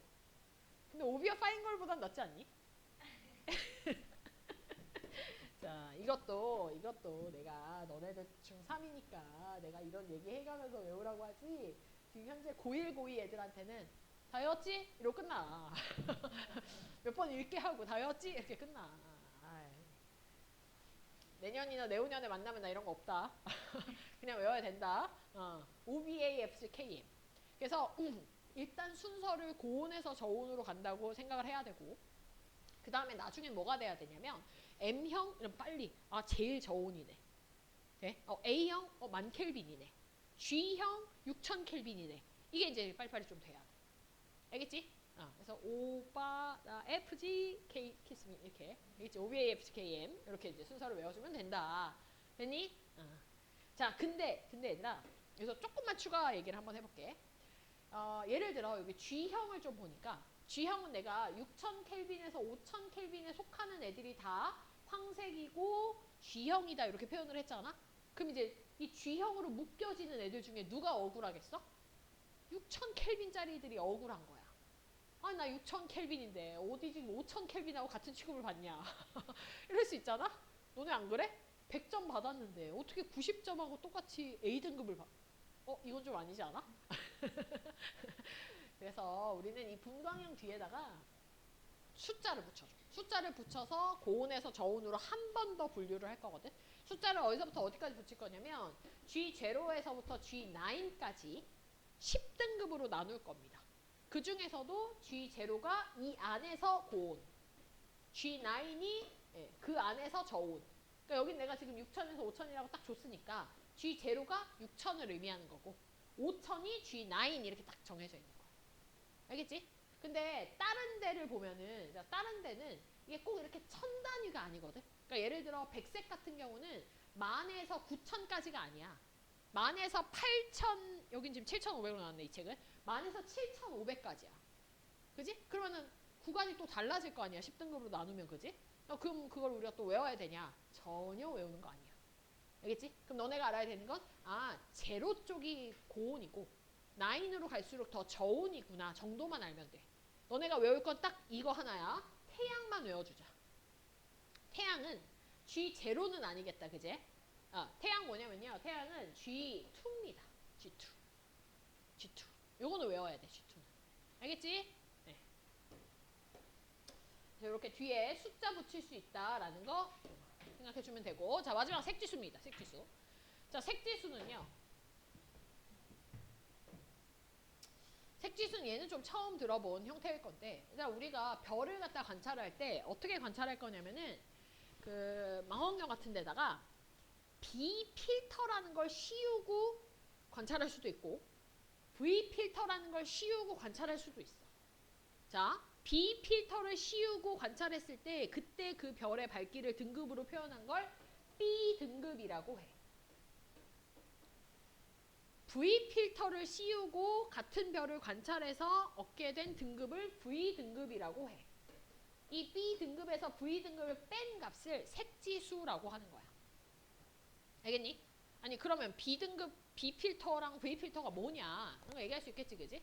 얘들아, B 필터는요. 어떤 형태냐면 B 필터는 파란색에 민감한 필터입니다. 파란색에 민감한. 그래서 우리가 만약에 예를 들어서 파란색 별을 보는 거야. 여기 청색깔, 파란색 별을 보는 거야. 그럼 파란색은 B 필터한테는 되게 잘 보여. 민감하니까 되게 밝게 보이는 거야. 그럼 얘들아, 밝게 보이면 이 등급의 숫자가 컸어, 작았어? 작았지. 그지? 작았어. 여기 숫자가 작았어. 근데 V 등급은 파란색에 민감한 애가 아니라 노란색 쪽에 민감한 애야. 그러니까 더 저온에 민감한 애거든. 그러면 이 필터를 씌워서 똑같이 파란 색깔의 별을 보면 이때는 어둡게 보일 거 아니야? 그러면 등급의 숫자가 어떻겠어? 크겠지. 그러니까 작은 데서 큰 거 빼니까 이거 뭐야? 음수구나. 이렇게 되는 거야. 되니? 그럼 반대로 이번엔 노란색 쪽으로 한번 가볼까? 자, 노란 색깔 별을 한번 볼게. 노란 색깔 별을 보는데 B 필터 씌워서 봐. 그러면 쟤는 파란색에 민감하지 노란색에 민감하지 않으니까 B 등급의 숫자가 어때? 커. 그렇지. 근데 V 등급은 노란색에 민감한 애니까 밝게 보일 거고, 그러니까 V 등급은 숫자가 작아서 큰 데서 작은 것 빼서 얘는 양수. 이렇게 되는 거야. 그래서 이 색지수 같은 경우에는 뭘로 생각을 해주면 되냐면 수직선 같은 걸로 생각을 해주면 돼. 수직선을 쫙 그려놓는다 생각을 하고 이쪽으로 갈수록 더 음수인 거야. 고온으로 갈수록. 저온으로 갈수록 더 양수인 거야. 얘가 대신 수직선이면 뭐가 있어야 돼? 0이 있어야 되겠지? 얘들아 색지수가 0인 곳이 바로 요 흰 색깔 별. 얘가 0이야. 그럼 이건 무슨 의미야?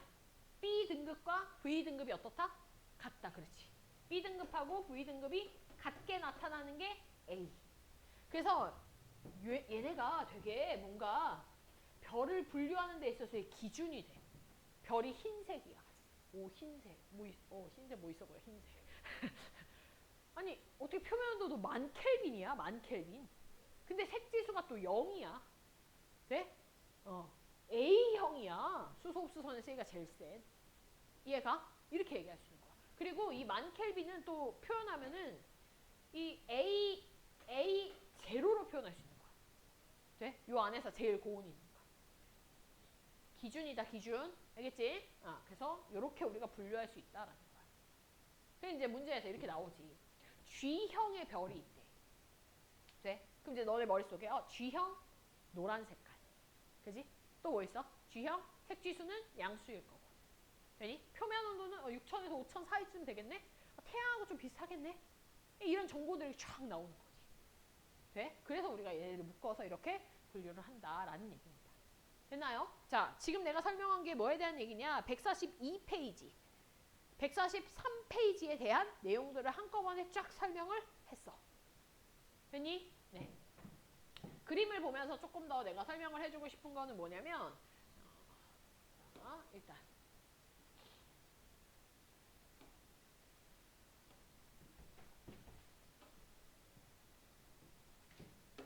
아까 내가 요 란다맥스에 대한 얘기를 좀 했었지? 얘들아, 요 란다맥스가 표면 온도에 반비례한다라고 하는 건 이거는 너무너무 중요한 거기 때문에 얘들아 이건 완전 별표 쳐놔야 돼. 왜냐면 문제를 줄 때 어떻게 주냐면 이렇게 줘. 아까 우리가 첫 번째 그룹에 속하는 게 색, 표면 온도, 분광형, 색지수였잖아. 근데 처음부터 표면 온도가 6,000켈빈짜리가 있다 이렇게 알려주면 너무 쉬운 문제야. 그지? 그럼 어떻게 주냐면 6,000켈빈이 나오도록 란다 맥스에 대한 정보를 주는 거야. 란다 맥스 가지고 너네가 표면 온도를 알 수 있게끔. 그럼 그 표면 온도 가지고 이제 뭐 분광형이라든지 아니면 색깔이라든지 색지수를 유추할 수 있게끔. 그러니까 한 단계 더 건너게끔. 그때 나오는 첫 번째 단서가 이거야. 그러니까 이거 모르면 아예 문제 시작을 못해. 그래서 이거 잘 기억해 둬야 돼. 그리고 란다 맥스는 에너지가 맥스일 때의 파장값이라고 얘기했다. 알겠지? 요게 빈의 변이 법칙이라고 하는 거고. 그 다음 얘기하는 색지수들 나오지. 사진 등급, 안시 등급. 그러니까 사진 등급이 아까 얘기한 그 파란색에 민감한 형태. 돼? 즉 같은 말 B등급이야. B등급을 사진 등급이라고도 합니다.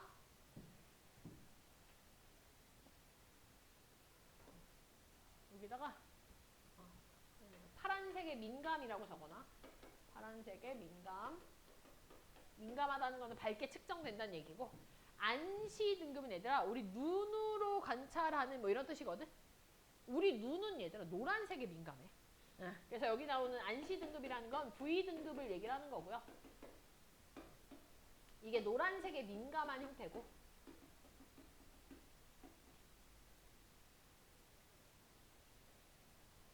그리고 안시 등급을 너네가 배웠던 말로 살짝 바꾼다면 이거 사실 무슨 등급이냐면 겉보기 등급입니다. 안시 등급이. 돼? 눈으로 본 거니까 겉보기 등급. 이렇게도 표현할 수 있다. 됐죠? 그래서 여기 색지수 B-V 사진 등급에서 안시 등급 뺀 거다. 이렇게 이제 얘기를 했었고, 고온은 마이너스 10,000켈빈짜리 0. 그 다음 저온은 양수다. 그 얘기를 했고, 그 다음 OBAFC KM을 얘기를 하려면 수소흡수선이 나올 수 있는 이런 스펙트럼에 대한 얘기들을 좀 해줘야 되거든. 이거 스펙트럼 너네 중학교 때 했었잖아, 그지? 뭐 금속의 스펙트럼 뭐 이런 거 하면서, 그지? 선 스펙트럼. 우리가 스펙트럼은 크게 두 가지로 나눈다면 연속 스펙트럼과 불연속 스펙트럼이야. 불연속 스펙트럼은 이런 선들이 쭉쭉쭉 나오는 것들이겠지. 그래서 너네는 아마 선 스펙트럼으로 배웠을 거야. 자, 그 선 스펙트럼을 종류를 다시 둘로 나눠서 흡수와 방출 스펙트럼으로 나누게 될 거고요. 흡수 스펙트럼 같은 경우에는 빨주노초 파남보의 검은 색깔 흡수선이 나오게 되고, 방출 스펙트럼은 검은색 배경에 색깔 선들, 색깔 방출선들이 나오는 요게 이제 방출 스펙트럼이야. 되니? 그래서 이 연속 스펙트럼, 흡수 스펙트럼, 방출 스펙트럼 여러 가지가 있는데 이 중에 우리가 별을 관찰을 하게 됐을 때 우리 눈에 관찰되는 스펙트럼은 어떤 종류냐면 바로 이 흡수 스펙트럼입니다. 별은 흡수 스펙트럼의 형태로 관측이 돼. 알겠니? 검은 색깔의 흡수선이 나올 거야. 이런 불연속적인 형태다라는 얘기입니다.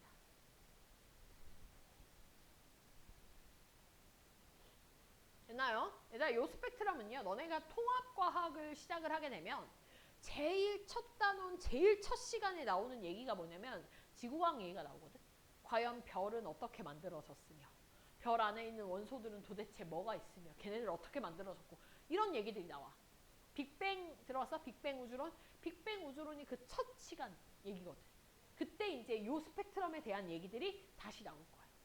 알겠니? 그래서 지금은 내가 이걸 자세하게 설명하진 않지만 통과 들어가게 되면 연속 스펙트럼은 어떨 때 얘네들이 나올 수 있는가 그거 통과해서 한 번 더 할 거야. 알겠지? 네. 지금은 별은 흡수 스펙트럼이다.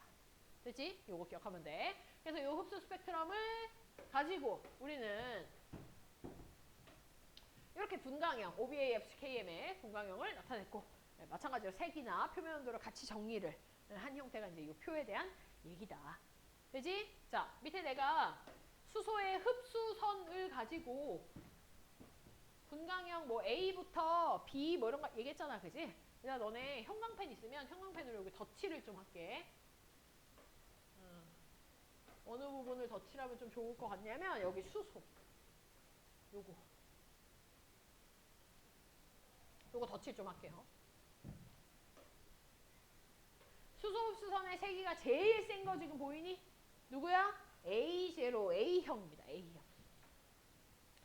됐나요? 그래서 이걸 기준으로 해서 우리가 이제 얘네들의 분류를 좀 했었고 여기 지금 보면 O, B, A, F, C, K, M 고온에서 저온의 형태로 좀 되어져 있거든. 이쪽이 고온, 이쪽이 저온의 형태로 얘기를 하고 있어. 얘들아, 이 고온과 저온에서의 특징들이다라고 한다면 고온에 있는 애들은 주로 어떤 애들의 흡수선이 좀 많이 나오냐면 비금속들의 흡수선이 좀 강하게 나오는 편이고요. 그 다음에 저온으로 가면 갈수록 이런 금속의 흡수선이 좀 나오고 자, 완전 제일 저온에 뭐가 나오냐면 얘들아 여기 TiO라고 보이니? 네, TiO, 산화티타늄이라고 하는 분자의 흡수선이 나와. 이게 좀 특이적인 거야. 그래서 완전 제일 저온에서는 분자의 흡수선이 나오고 그 다음에 금속의 흡수선이 나온다. 이제 이렇게 얘기할 수 있어.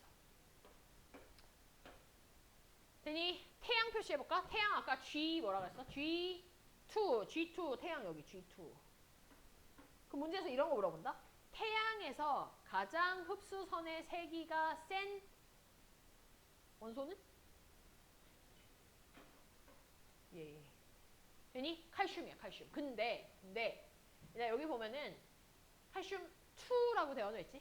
예. 1이라고 하는 것들도 있거든. 이 1과 2의 차이가 뭐냐면요. 1은요. 중성 원자입니다. 중성 원자를 의미할 때 1을 붙이고 2부터는 이온들을 얘기할 때 2를 붙일 거야.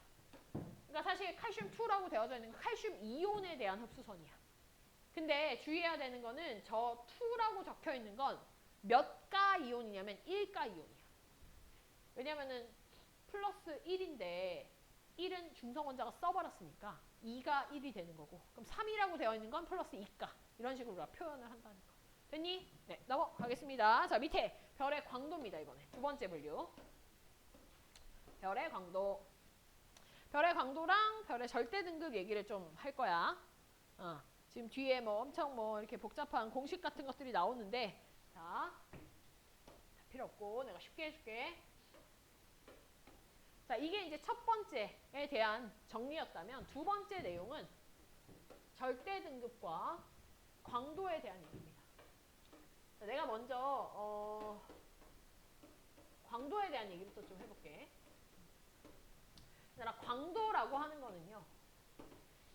우리가 정의를 할 때 어떻게 정의를 하냐면 이렇게 정의를 해. 단위 시간당 별이 방출하는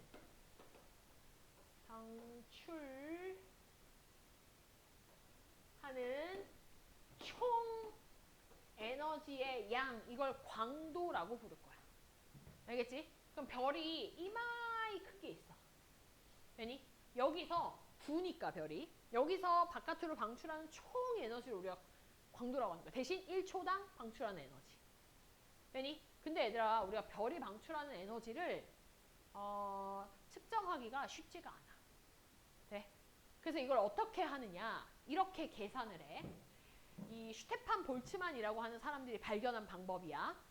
이 슈테판 볼츠만이라고 하는 사람이 이 별의 단위 면적을 구하는 거야. 이 단위 면적. 예를 들어 뭐 1제곱미터 같은 이런 단위 면적. 이 단위 면적에서 방출하는 에너지가 있을 거 아니야. 그지? 근데 이 단위 면적에서 방출하는 에너지를 구하는 건 좀 쉬워. 왜냐면 이 단위 면적에서 1초에 방출하는 에너지는 뭐에 비례하냐면 이때 이 에너지는 이 전체 별의 표면 온도의 4제곱에 비례하거든. 돼? 그러니까 표면 온도가 높은 애들은 이 단위 면적당 방출하는 에너지도 되게 많은 거야.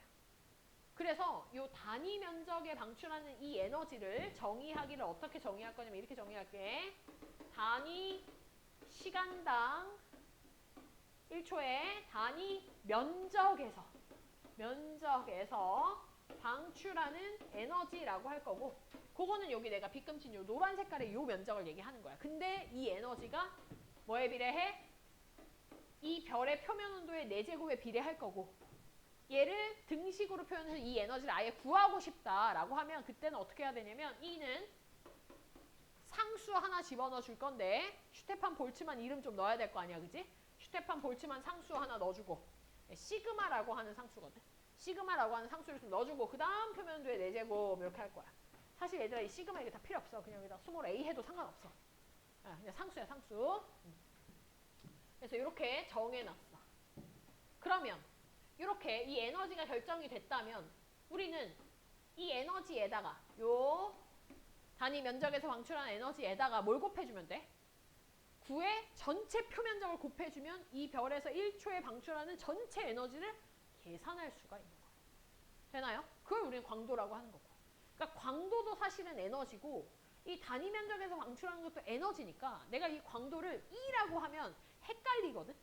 그래서 광도는 어떤 약자를 써줄 거냐면요. 우리 L이라고 하는 약자를 써줄 겁니다. 광도는. 네? L이라고 쓰지만 의미는 에너지야. 쟤도. 심지어 총 에너지야. 그럼 요 L이라고 하는 총 에너지는 단위 면적에서 방출하는 에너지에다가 시그마 T의 4승에다가 9의 표면적 곱해주면 별이 방출하는 총 에너지 나오겠지? 야, 9의 표면적 뭔데? 9의 표면적 수학이잖아? 4파이 R제곱. 4파이 R제곱. 이렇게 구해주는 거야. 돼? 그렇게 해서 우리는 이 별의 광도를 구할 수 있어. 근데 사실상 생각해봐봐. 시그마 상수 4파이 상수 그 얘기는 이 별이 방출하는 총 에너지라고 하는 건 결과적으로 T 4제곱에 비례하고 또 뭐해? 반지름, 이 별의 반지름의 제곱에 비례하더라 그 말이야. 내가 계산 문제 좀 나온다 그 얘기했지? 계산 문제가 결국 이런 거거든. 이런 거. 예를 들면 문제가 이제 이런 식으로 나오는 거야. A라는 별이 있고 B라는 별이 있다. 되니? 근데 이 A라는 별하고 B라는 별을 봤더니 A는 6000켈빈짜리고 B는 3000켈빈짜리래. A는 반지름이 R이고 B는 반지름이 2R이래. 되니? 얘들 광도 몇 백에 서로 A가 B의 몇 백에 이런 거 물어볼 거거든. 그럼 뭐 하면 돼? 빨리 L, R제곱, T4승 구해서 몇 대 몇, 몇 대 몇 해서 몇 대 몇 하면 돼. 반지름이 지금 1대 2잖아? 제곱시키면 어떻게 돼? 1대 4. 자, T가 표면 온도가 6000이고 3000이니까 2대 1이잖아? 근데 4제곱 시켜야 되거든. 얼마야? 16대 1. 따라서 광도 얼마? 16대 4니까 얼마? 4대 1 나오는 거지. 돼? 따라서 A는 B보다 광도가 4배 밝다. 이해가니? 즉 A는 B보다 4배 더 많은 에너지를 방출하고 있다 이런 뜻이야. 오케이? 자, 그럼 잘 들어봐. 얘들아, 에너지를 많이 방출한다는 건 그만큼 더 밝게 보인다. 즉, 이 광도의 비가 뭘 의미하냐면 밝기의 비를 의미하고, 근데 우리가 밝기라는 건 등급으로 표현할 거 아니야, 그지? 그래서 그 몇 배다라고 하는 걸 등급 차로도 계산할 수가 있어. 그걸 문제로 내기도 해. 그러려면 너네가 중학교 때 배웠던 지식이 좀 나와야 됩니다. 히파르코스 들어봤어? 들어봐야 되는데. 아, 물론 히파르코스가 지금 우리한테 뭐 그렇게 중요하신 분이지만 히파르코스가 뭐라고 얘기했냐면 눈으로 저 별과 이 별은 밝기가 100배 차이 나네. 뭐 이런 눈으로 어마무시하신 분이셔. 근데 그 밝기를 갖다가 우리가 이제 등급으로 나눴거든. 등급으로 나눴을 때 1등급짜리랑 예를 들어 6등급짜리, 즉 5등급 차이 나는 별들의 밝기가 100배라는 사실을 알게 됐고, 그럼 한 등급 차를 알려면 그 100배라는 밝기를 5제곱근을 씌워야 되겠지. 나 지금 무슨 말 하는지 알아? 괜찮아? 아니야? 안 돼? 쓸까? 다시? 오케이. 천천히 할게. 자, 무슨 얘기냐면 1등급짜리의 별이 있고 6등급짜리의 별이 있어. 그럼 이 안에는 2, 3, 4, 5등급이 있었을 거 아니야, 그치? 근데 1등급짜리하고 6등급짜리 별의 밝기가 100배래. 히파르코스가 그랬거든? 근데 실제로 관측해보니까 100배가 맞아. 어마무시하신 분이셔. 그치? 실제로 맞아, 100배가. 자, 그러면 나는 뭘 알고 싶냐면, 그럼 한 등급 차이, 즉 2등급과 1등급 차이는 밝기가 몇 배냐? 나 이거 구하고 싶다고. 그렇지. 그러면 이 밝기가 100배라는 걸 지금 한 등급, 두 등급, 세 등급 하면 이게 몇 등급 차야? 5등급 차거든. 5제곱근을 씌우면 한 등급당 몇 배인지가 나올 거 아니야. 그지? 그렇게 해서 계산한 값이 얼마냐면요. 2.5배입니다. 100배에 5제곱근을 씌우면 나오는 값이 2.5배야. 즉, 한 등급의 등급차가 있는 별들 사이에서는 밝기가 2.5배 차이가 난다. 그 말이야. 돼? 그러면 질문. 두 등급 차 나는 별은 밝기의 차가 몇 배 차이 날까? 계산 어떻게 해야 돼? 한 등급이 2.5니까 2.5에 두 등급 차 나면 제곱. 그렇지. 세 등급 차 나는 별이 있어. 그렇지. 그럼 걔는 2.5에 세제곱 이렇게 하는 거야. 네 등급 차 나는 건 2.5에 4제곱 이렇게 가는 거고, 5등급 차 나는 거는 2.5에 5제곱 이렇게 가는 거라고. 돼? 근데 이 밝기 차라는 건 광도 B랑 똑같다. 광도 B. 그러니까 예를 들어 만약에 A라는 별과 B라는 별이 자 광도가 100대 1이다 했어. 근데 B가 알고 보니 3등급짜리 별이었던 거야. 그 문제 물어본다니까? 그럼 A는 몇 등급짜리게? 이렇게 물어봐. 되니? 그러면 얘들은 지금 100대 1이잖아? 100대 1이면 몇 등급 차여야 돼? 5등급 차여야 되겠지? 그리고 그 5등급이 A가 더 숫자가 커야 돼? 작아야 돼? 작아야 돼. 그렇지. 그럼 얘 3등급에서 빼기 5 하면 얘는 몇 등급? 마이너스 2등급이라는 거야. 그러니까 100배 차이 나면 우리가 원래 시작했던 게 100이었기 때문에 2.5의 5제곱이 100배라는 건 이제 쉽게 알아. 문제가 뭐야? 제곱, 세제곱, 네제곱 이런 건 암기를 해야 돼. 그지? 2.5의 제곱 얼마야? 25의 제곱이 625지, 그지? 그럼 2.5의 제곱은 6.25잖아. 지하계선 6.25라는 값을 쓰지 않아요. 반올림해서 약 6.3배. 그래서 2.5의 제곱 얼마야? 라고 했을 때 6.3 이러면 이제 지학을 공부하네. 6.25 하면 기억 안 나서 수학하네. 이렇게 되는 거야. 우린 6.3으로 쓸 거야. 그 다음 2.5의 세제곱 이거 얼마냐면요. 약 16배입니다. 얘도 뭐 15.9 얼마 뭐 이러는데 16, 16배. 2.5의 4제곱 40배. 그렇지. 요거까지는 암기를 좀 해야 돼. 2.5의 5제곱 100배인 거 알고 있으니까. 얘들아 중3 16살 이렇게 외우면 되지 않니? 중3 16살 아니야? 맞지? 중3 16살. 4제곱 40 이렇게 외우면 되지 않을까? 됐지? 다 외웠지? 네. 그래서 뭘 해야 되냐면 광도비를 구하고 그 광도비가 곧 밝기비니까 밝기비를 가지고 등급으로 환산할 수 있는 형태를 연습을 좀 해야 돼. 그래서 요거를 공식으로 본다면 이 밝기의 비라는 게 결국 2.5의 등급차 승이다. 등급차 제곱으로 이렇게 승이다. 이렇게 이제 표현을 할 수가 있는 거야.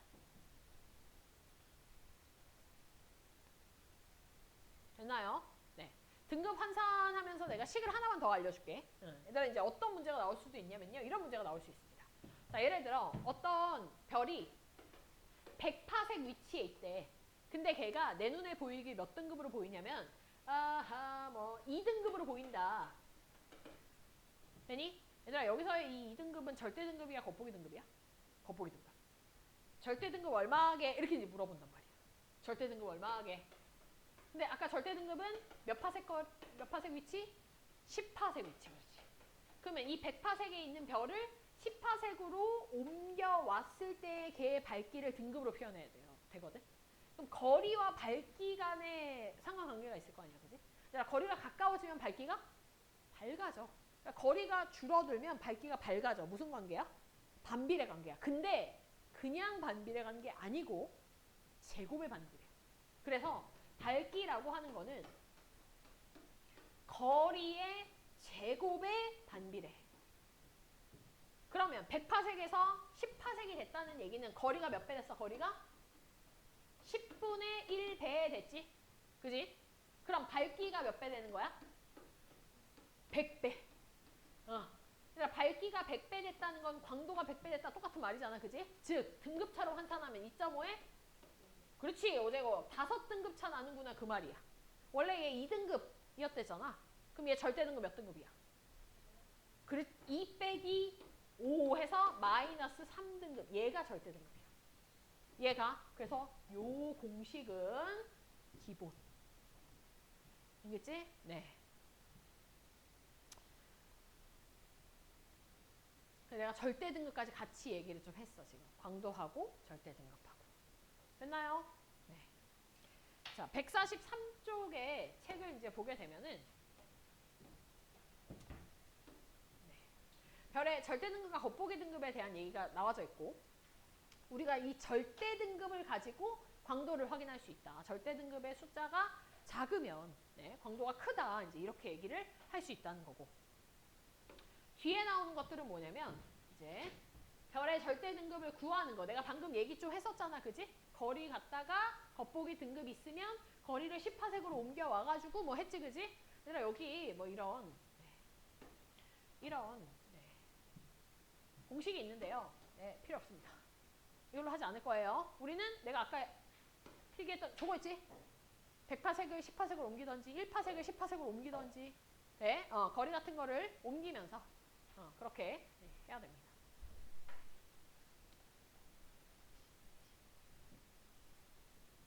됐니? 그래서 이 공식은 안 쓰도록 하겠습니다. 이 공식은. 됐죠? 공식 최대한 안 쓰면서 충분히 풀 수 있기 때문에 이렇게 할 거고 밑에 나오는 별의 크기 뭐 이런 거는 우리 아까 광도라고 하는 거 배웠었지? L 그거는 시그마 T의 4승의 4파이 R제곱을 곱한 값이었고 그럼 별의 크기라는 건 결국 뭘 의미하는 거냐면 반지름이 얼마나 되느냐에 대한 얘기거든. 그치? 그래서 이거를 갖다가 R에 대해서 환산을 하면 이제 이렇게 나오는 거야. 뭐 이런 걸 굳이 우리가 외울 필요 없겠지, 그치? 그지? 이게 결국 뭐냐면 이 위에 있는 요 공식. 요 공식 이용하는 겁니다. 자, 너네는 어떤 연습을 많이 해야 되냐면 이런 연습을 많이 해야 돼. 어떠한 별과 별이 있다. 분명히 두 개의 별을 줄 거거든. A라는 별이 있고 B라는 별이 있다. 걔네들의 광도비, 표면 온도비, 반지름비 이런 거 비교하라고 할 거야. 그럼 얘들아 무조건 틀을 이렇게 세워. 요 틀 좀 적어놔. 이렇게 적어놔. 얘들아 요 틀을 모든 문제에 사용하면 돼. A라는 별과 B라는 별이 있을 때 광도비 L은 R제곱과 T 4승의 곱으로 나타내게 될 거고 분명 문제에서 미지수가 3개니까 3개 중에 2개를 완성시켜 줄 거야. 문제에서. 그러면 그거 가지고 너네가 하나의 값을 구하면 돼. 예를 들어서 자 여기가 뭐 1대 16이다. 되니? 그리고 반지름의 비가 뭐 어떻게 할까? 반지름의 비가 1대 4다. 뭐 이렇게 알려줬어. 돼? 그럼 얘들아 이 밑에 표면 온도는 얼마냐 이런 거 물어볼 때 자 요거 두 개 곱해서 요거 나오도록 요거 두 개 곱해서 요거 나오도록 이렇게만 채워주면 돼. 그럼 1대 얼마야? 4 하면 되지. 되니? 이런 식으로. 아니면 여기가 1대 100이었어. 근데 여기가 1대 4래. 그러면은 1대 4분의 100. 이런 식으로. 그럼 25겠지, 그지? 뭐 그런 식으로. 그렇게 해서 네, 해주면 되고요. 요게 이제 25가 나왔다. 1대 25다 라고 한다면 T의 4승이 1대 25이기 때문에 내가 여기서 표면 온도가 그럼 몇 배냐 이렇게 반드시 물어볼 거거든. 그럼 T의 제곱이 1대 5. T는 1대 루트 5야. 따라서 T는 1대 루트 5까지를 한 번 더 반드시 적어주세요. 그냥 T의 4승 보고 답 고르려고 하지 말고 최종적인 거 R도 마찬가지야. 만약에 R을 구해야 되는 거라면 따라서 R이 몇 대 몇이다. 를 한 번 더 적어줘야 실수를 안 합니다. 했지? 네. 넘어갑시다. 그래서 18강에 대한 내용들을 했습니다.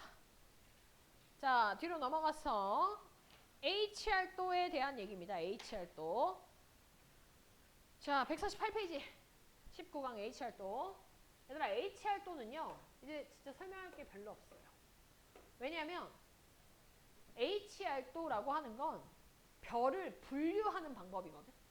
별을 분류하는 방법. 우리가 관측한 저 수많은 별들을 좀 분류해보자. 그 분류 방법을 갖다가 개발한 게 HR도야. H랑 R은 사람 이름이야. 서로 다른 나라에 사는 사람들이 사람 두 명이 비슷한 시기에 이런 분류 방법을 동시에 제출한 거야. 학회에다가. 그럼 누구 하나 이름 넣으면 안 되잖아? 그래서 헬스트, 스프렁, 러셀 이름 이렇게 앞글자 따가지고 HR도. 그래서 이 HR도는 뭐 내용과 전혀 상관관계가 없어. 근데 이름은 그냥 HR도. 됐지? 자, 그럼 도대체 저 HR도라고 하는 분류법이 도대체 뭔가? 일단 우리가 방금 배웠던 그 그룹 1, 그룹 2에 속하는 애들 있지? 걔네들 가지고 그래프 만들어준 게 끝이야. 자, HR도의 기본적인 세팅은요. 어떻게 되냐면 X축, Y축 있을 때 X축에 그룹 1짜리들을 모조리 다 표현해 줄 겁니다. OBA, FKM, 표면 온도, 색지수 다 표현할 수 있어. X축에. 다만 약속은 반드시 고온에서부터 저온으로 정렬하자. 이게 끝이야. X축. 자, Y축에 그룹 2에 속했던 애들을 넣어줄 건데 그룹 2에 속했던 애가 광도랑 절대등급이잖아. 근데 얘네들은 약간 스케일이 달라. 광도가 커지면 커질수록 절대등급 숫자가 작아지잖아. 그래서 Y축을 두 군데 쓸 거야. 한쪽 Y축에는 광도를 표시하고 다른 쪽 Y축에는 절대등급을 표시하는데 자, 광도를 표시한 쪽은 위로 갈수록 광도가 커지도록 그럼 반대로 절대등급 위로 갈수록 절대등급 숫자가 어떻게 되도록? 작아지도록 이렇게 표현만 하는 거야. 얘가 그래가지고 HR도라고 하는 이런 그래프를 만드는 겁니다. X축, Y축, 광도, 절대등급 그 다음 밑에는 뭐 분광형 O, B, A, F, G, K, M을 쓰던가 표면 온도를 고온에서 저온으로 쓰던가 아니면 색지수를 마이너스에서 플러스로 쓰던가 아니면 색깔을 청색, 청백색, 백색, 황백색, 황색, 주황색, 빨간색 쓰던가 이렇게 하는 거야. 그리고 뭘 하냐. 자, 광도는 위로 갈수록 커지게 절대등은 위로 갈수록 작아지게 표시를 한 상태에서 내가 관측한 별 다 찍어. 찍으면서 처음에는 이게 과연 뭔가에 뭐 이렇게 좀 특이성을 가질까? 어떤 뭐가 좀 있을까? 중구난방으로 찍히는 거 아닌가? 라고 생각을 했는데 생각보다 영역이 확 구분이 돼. 어떻게 구분이 되냐면 이렇게 대각선으로 길게 늘어지는 별들의 집합과 그 다음 여기 이렇게 네 군데에 보통 별들이 찍히게 되고 다른 데는 거의 별들이 찍히지 않아. 이런 영역이 확 구분이 돼. 그래서 우리가 이 영역에 속하는 별들의 이름을 정해줍니다. 자, 뭐라고 정하냐. 이렇게 대각선으로 이 전체에 걸쳐서 찍히는 이런 별들. 사실 이 별들의 개수가 제일 많아, 이 중에서도. 이런 별들 뭐라고 부를 거냐면요. 주계열성이라고 부를 겁니다. 한글로 얘기하면 조금 좀 어색할 수도 있는데, 얘들아, 이 주계열성이라는 의미가 뭐냐면요. 영어로 하면 메인스트림, 인싸, 뭐 이런. 무슨 말인지 알겠어? 그러니까 별들이 예를 들어 100억 년을 산다고 하잖아? 별의 수명이 100억 살이다라고 하잖아? 그러면 거의 이 중에 90억 살 정도, 90억 년은 주계열성의 상태로 살아. 무슨 말인지 알겠어? 그러니까 어떤 별이든 너 지금 무슨 상태야? 너 지금 무슨 상태야? 이렇게 물어봤을 때 거의 대부분이 주계열성일 확률이 되게 높은 거야. 굉장히 긴 시간 동안 존재하니까. 그게 주계열성들이거든. 그래서 주계열성들이 이 가운데에 걸쳐서 이렇게 존재를 하게 되고요. 그 다음에 이제 이 주계열성들이 진화를 해서 소멸되는 과정에서 나타날 수 있는 게 거성. 그보다 더 크기가 크면 초거성. 그 다음 이 거성들이 진화를 해서 완전 소멸되는 상태를 백색외성. 이렇게 부릅니다. 됐나요? 네. 얘들아, 태양의 위치를 한번 설명해 볼게요. 태양은요, 지금 한창 이렇게 막 에너지를 굉장히 많이 만들어내고 활발하게 존재하고 있는 주계열성의 상태야. 태양 주계열성이거든. 네. 그래서 태양은요, 주계열성 G2. 태양 여기다 이렇게 내가 표시할 수 있어. 태양. 자, 우리가 이 태양을 기준으로 삼을 건데, 이 태양은 광도 얼마로 삼을 거냐면요. 광도가 우리가 L은 4파이 R제곱에 시그마 T의 4승으로 해서 시그마 값을 우리가 정할 수 있었잖아. 그래서 태양의 광도를 1이 되게끔 시그마 값을 정했어. 태양의 광도는 1이야. 근데 절대 등급이라고 하는 거는 우리가 별의 밝기를 갖다가 넣은 거기 때문에 얘는 태양의 절대 등급은요. 플러스 4.8등급입니다. 그러니까 생각보다 그렇게 밝은 별은 아니야. 태양이. 왜냐면 좀 작거든. 이렇게 기준으로 삼을 수 있어. 태양의 정보는요. 반드시 기억을 좀 해주면 좋을 것 같습니다. 이렇게. 그리고 또 뭐 얘기를 할 수 있는 게 뭐냐면 이 주계열성에 존재하는 애들이 거의 뭐 이게 약간 주인공 같은 느낌이거든. 이 주계열성에 존재하는 애들을 딱 봤더니 어떤 이런 경향성을 좀 가지냐면 이런 경향성을 가져. 이 태양을 포함해서 그 태양보다 더 온도가 낮은 주계열성들을 보니까 아니 크기가 좀 작아. 근데 태양보다 표면 온도가 더 높으면 이제 크기가 더 커져. 느낌 와? 봐봐. 태양을 기준으로 해서 태양을 속하는 요쪽에 있는 애들은 크기가 좀 작아. 근데 크기가 작은 애들이 뭐도 작냐면 표면 온도도 낮아. 근데 표면 온도가 낮은 애가 광도까지 작아. 무슨 말인지 알아? 얘들아, 우리가 표면 온도가 낮으면 광도가 작다고 얘기할 수 있었어? 안 됐잖아. 왜냐면 그룹 1, 2의 정보니까. 표면 온도가 낮다고 광도가 작다. 광도가 높다고 표면 온도가 높다. 이런 말 못했어. 아예 상관관계가 없었거든. 근데 예외다. 예외로 주계열성들은 그게 설명이 돼. 주계열성들은 표면 온도가 높으면 광도가 커. 심지어 크기도 크고 질량도 커. 딱 하나 작은 게 수명만. 그래서 이렇게 태양을 포함한 이렇게 질량이 작은 애들, 크기 작은 애들, 자, 크기 작은 애들 질량 작고요. 표면 온도 낮은 편이고 광도까지 작다. 딱 하나 긴 게 있다면 수명이 길다야. 그래서 너무너무 다행스럽게도 태양은 수명이 100억 년이 좀 더 됩니다. 지금 태양의 나이는 50억 년 정도. 앞으로 50억 년 후에는 태양은 거성됐다가 백색외성으로 소멸될 예정이야. 무슨 말인지 알겠어? 자, 근데 이 위쪽에 있는 얘네들, 크기가 큰 애들, 이 크기가 큰 애들은 질량도 클 뿐만 아니라 표면 온도도 되게 높고요. 표면 온도 높고 광도도 되게 크고 수명만 되게 짧은 상태야. 그러니까 쟤네들은 수명이 채 1억 년이 안 될 수도 있어. 네? 10억 년이 채 안 될 수도 있어. 저런 데 살았으면은 그지? 지적 생명체가 아예 나올 수가 없었을 수도 있어, 그지? 태양은 이제 좀 작은 쪽에 있기 때문에 수명이 긴 편이다. 또 이렇게 정리를 할 수가 있습니다. 이게 HR도에서 우리가 얻어낼 수 있는 정보라는 거야. 됐니? 네. 이게 148페이지에 나오는 형태예요. 148페이지. 그래서 거기 지금 표에 보면은 주계열성에 대한 얘기들을 좀 했습니다. 됐죠? 그리고 얘들아 주계열성에서 내가 지금 그룹을 두 개로 나눠서 특성들을 정리를 했는데 이거 필기 좀 해놔야 돼. 거성, 초거성, 백색외성은 짧게 얘기하겠습니다. 자, 거성이나 초거성 같은 애들을 보니까 온도가 좀 낮은 편이야. 뭐야? 그럼에도 불구하고 광도가 좀 큰 편이거든? 되니?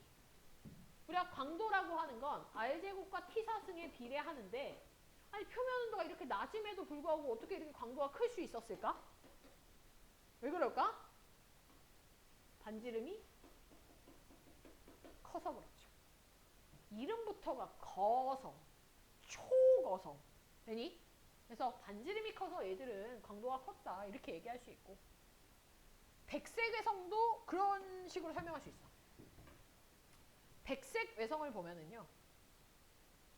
자, 백색외성은 색깔이 백색이다. 몇 켈빈?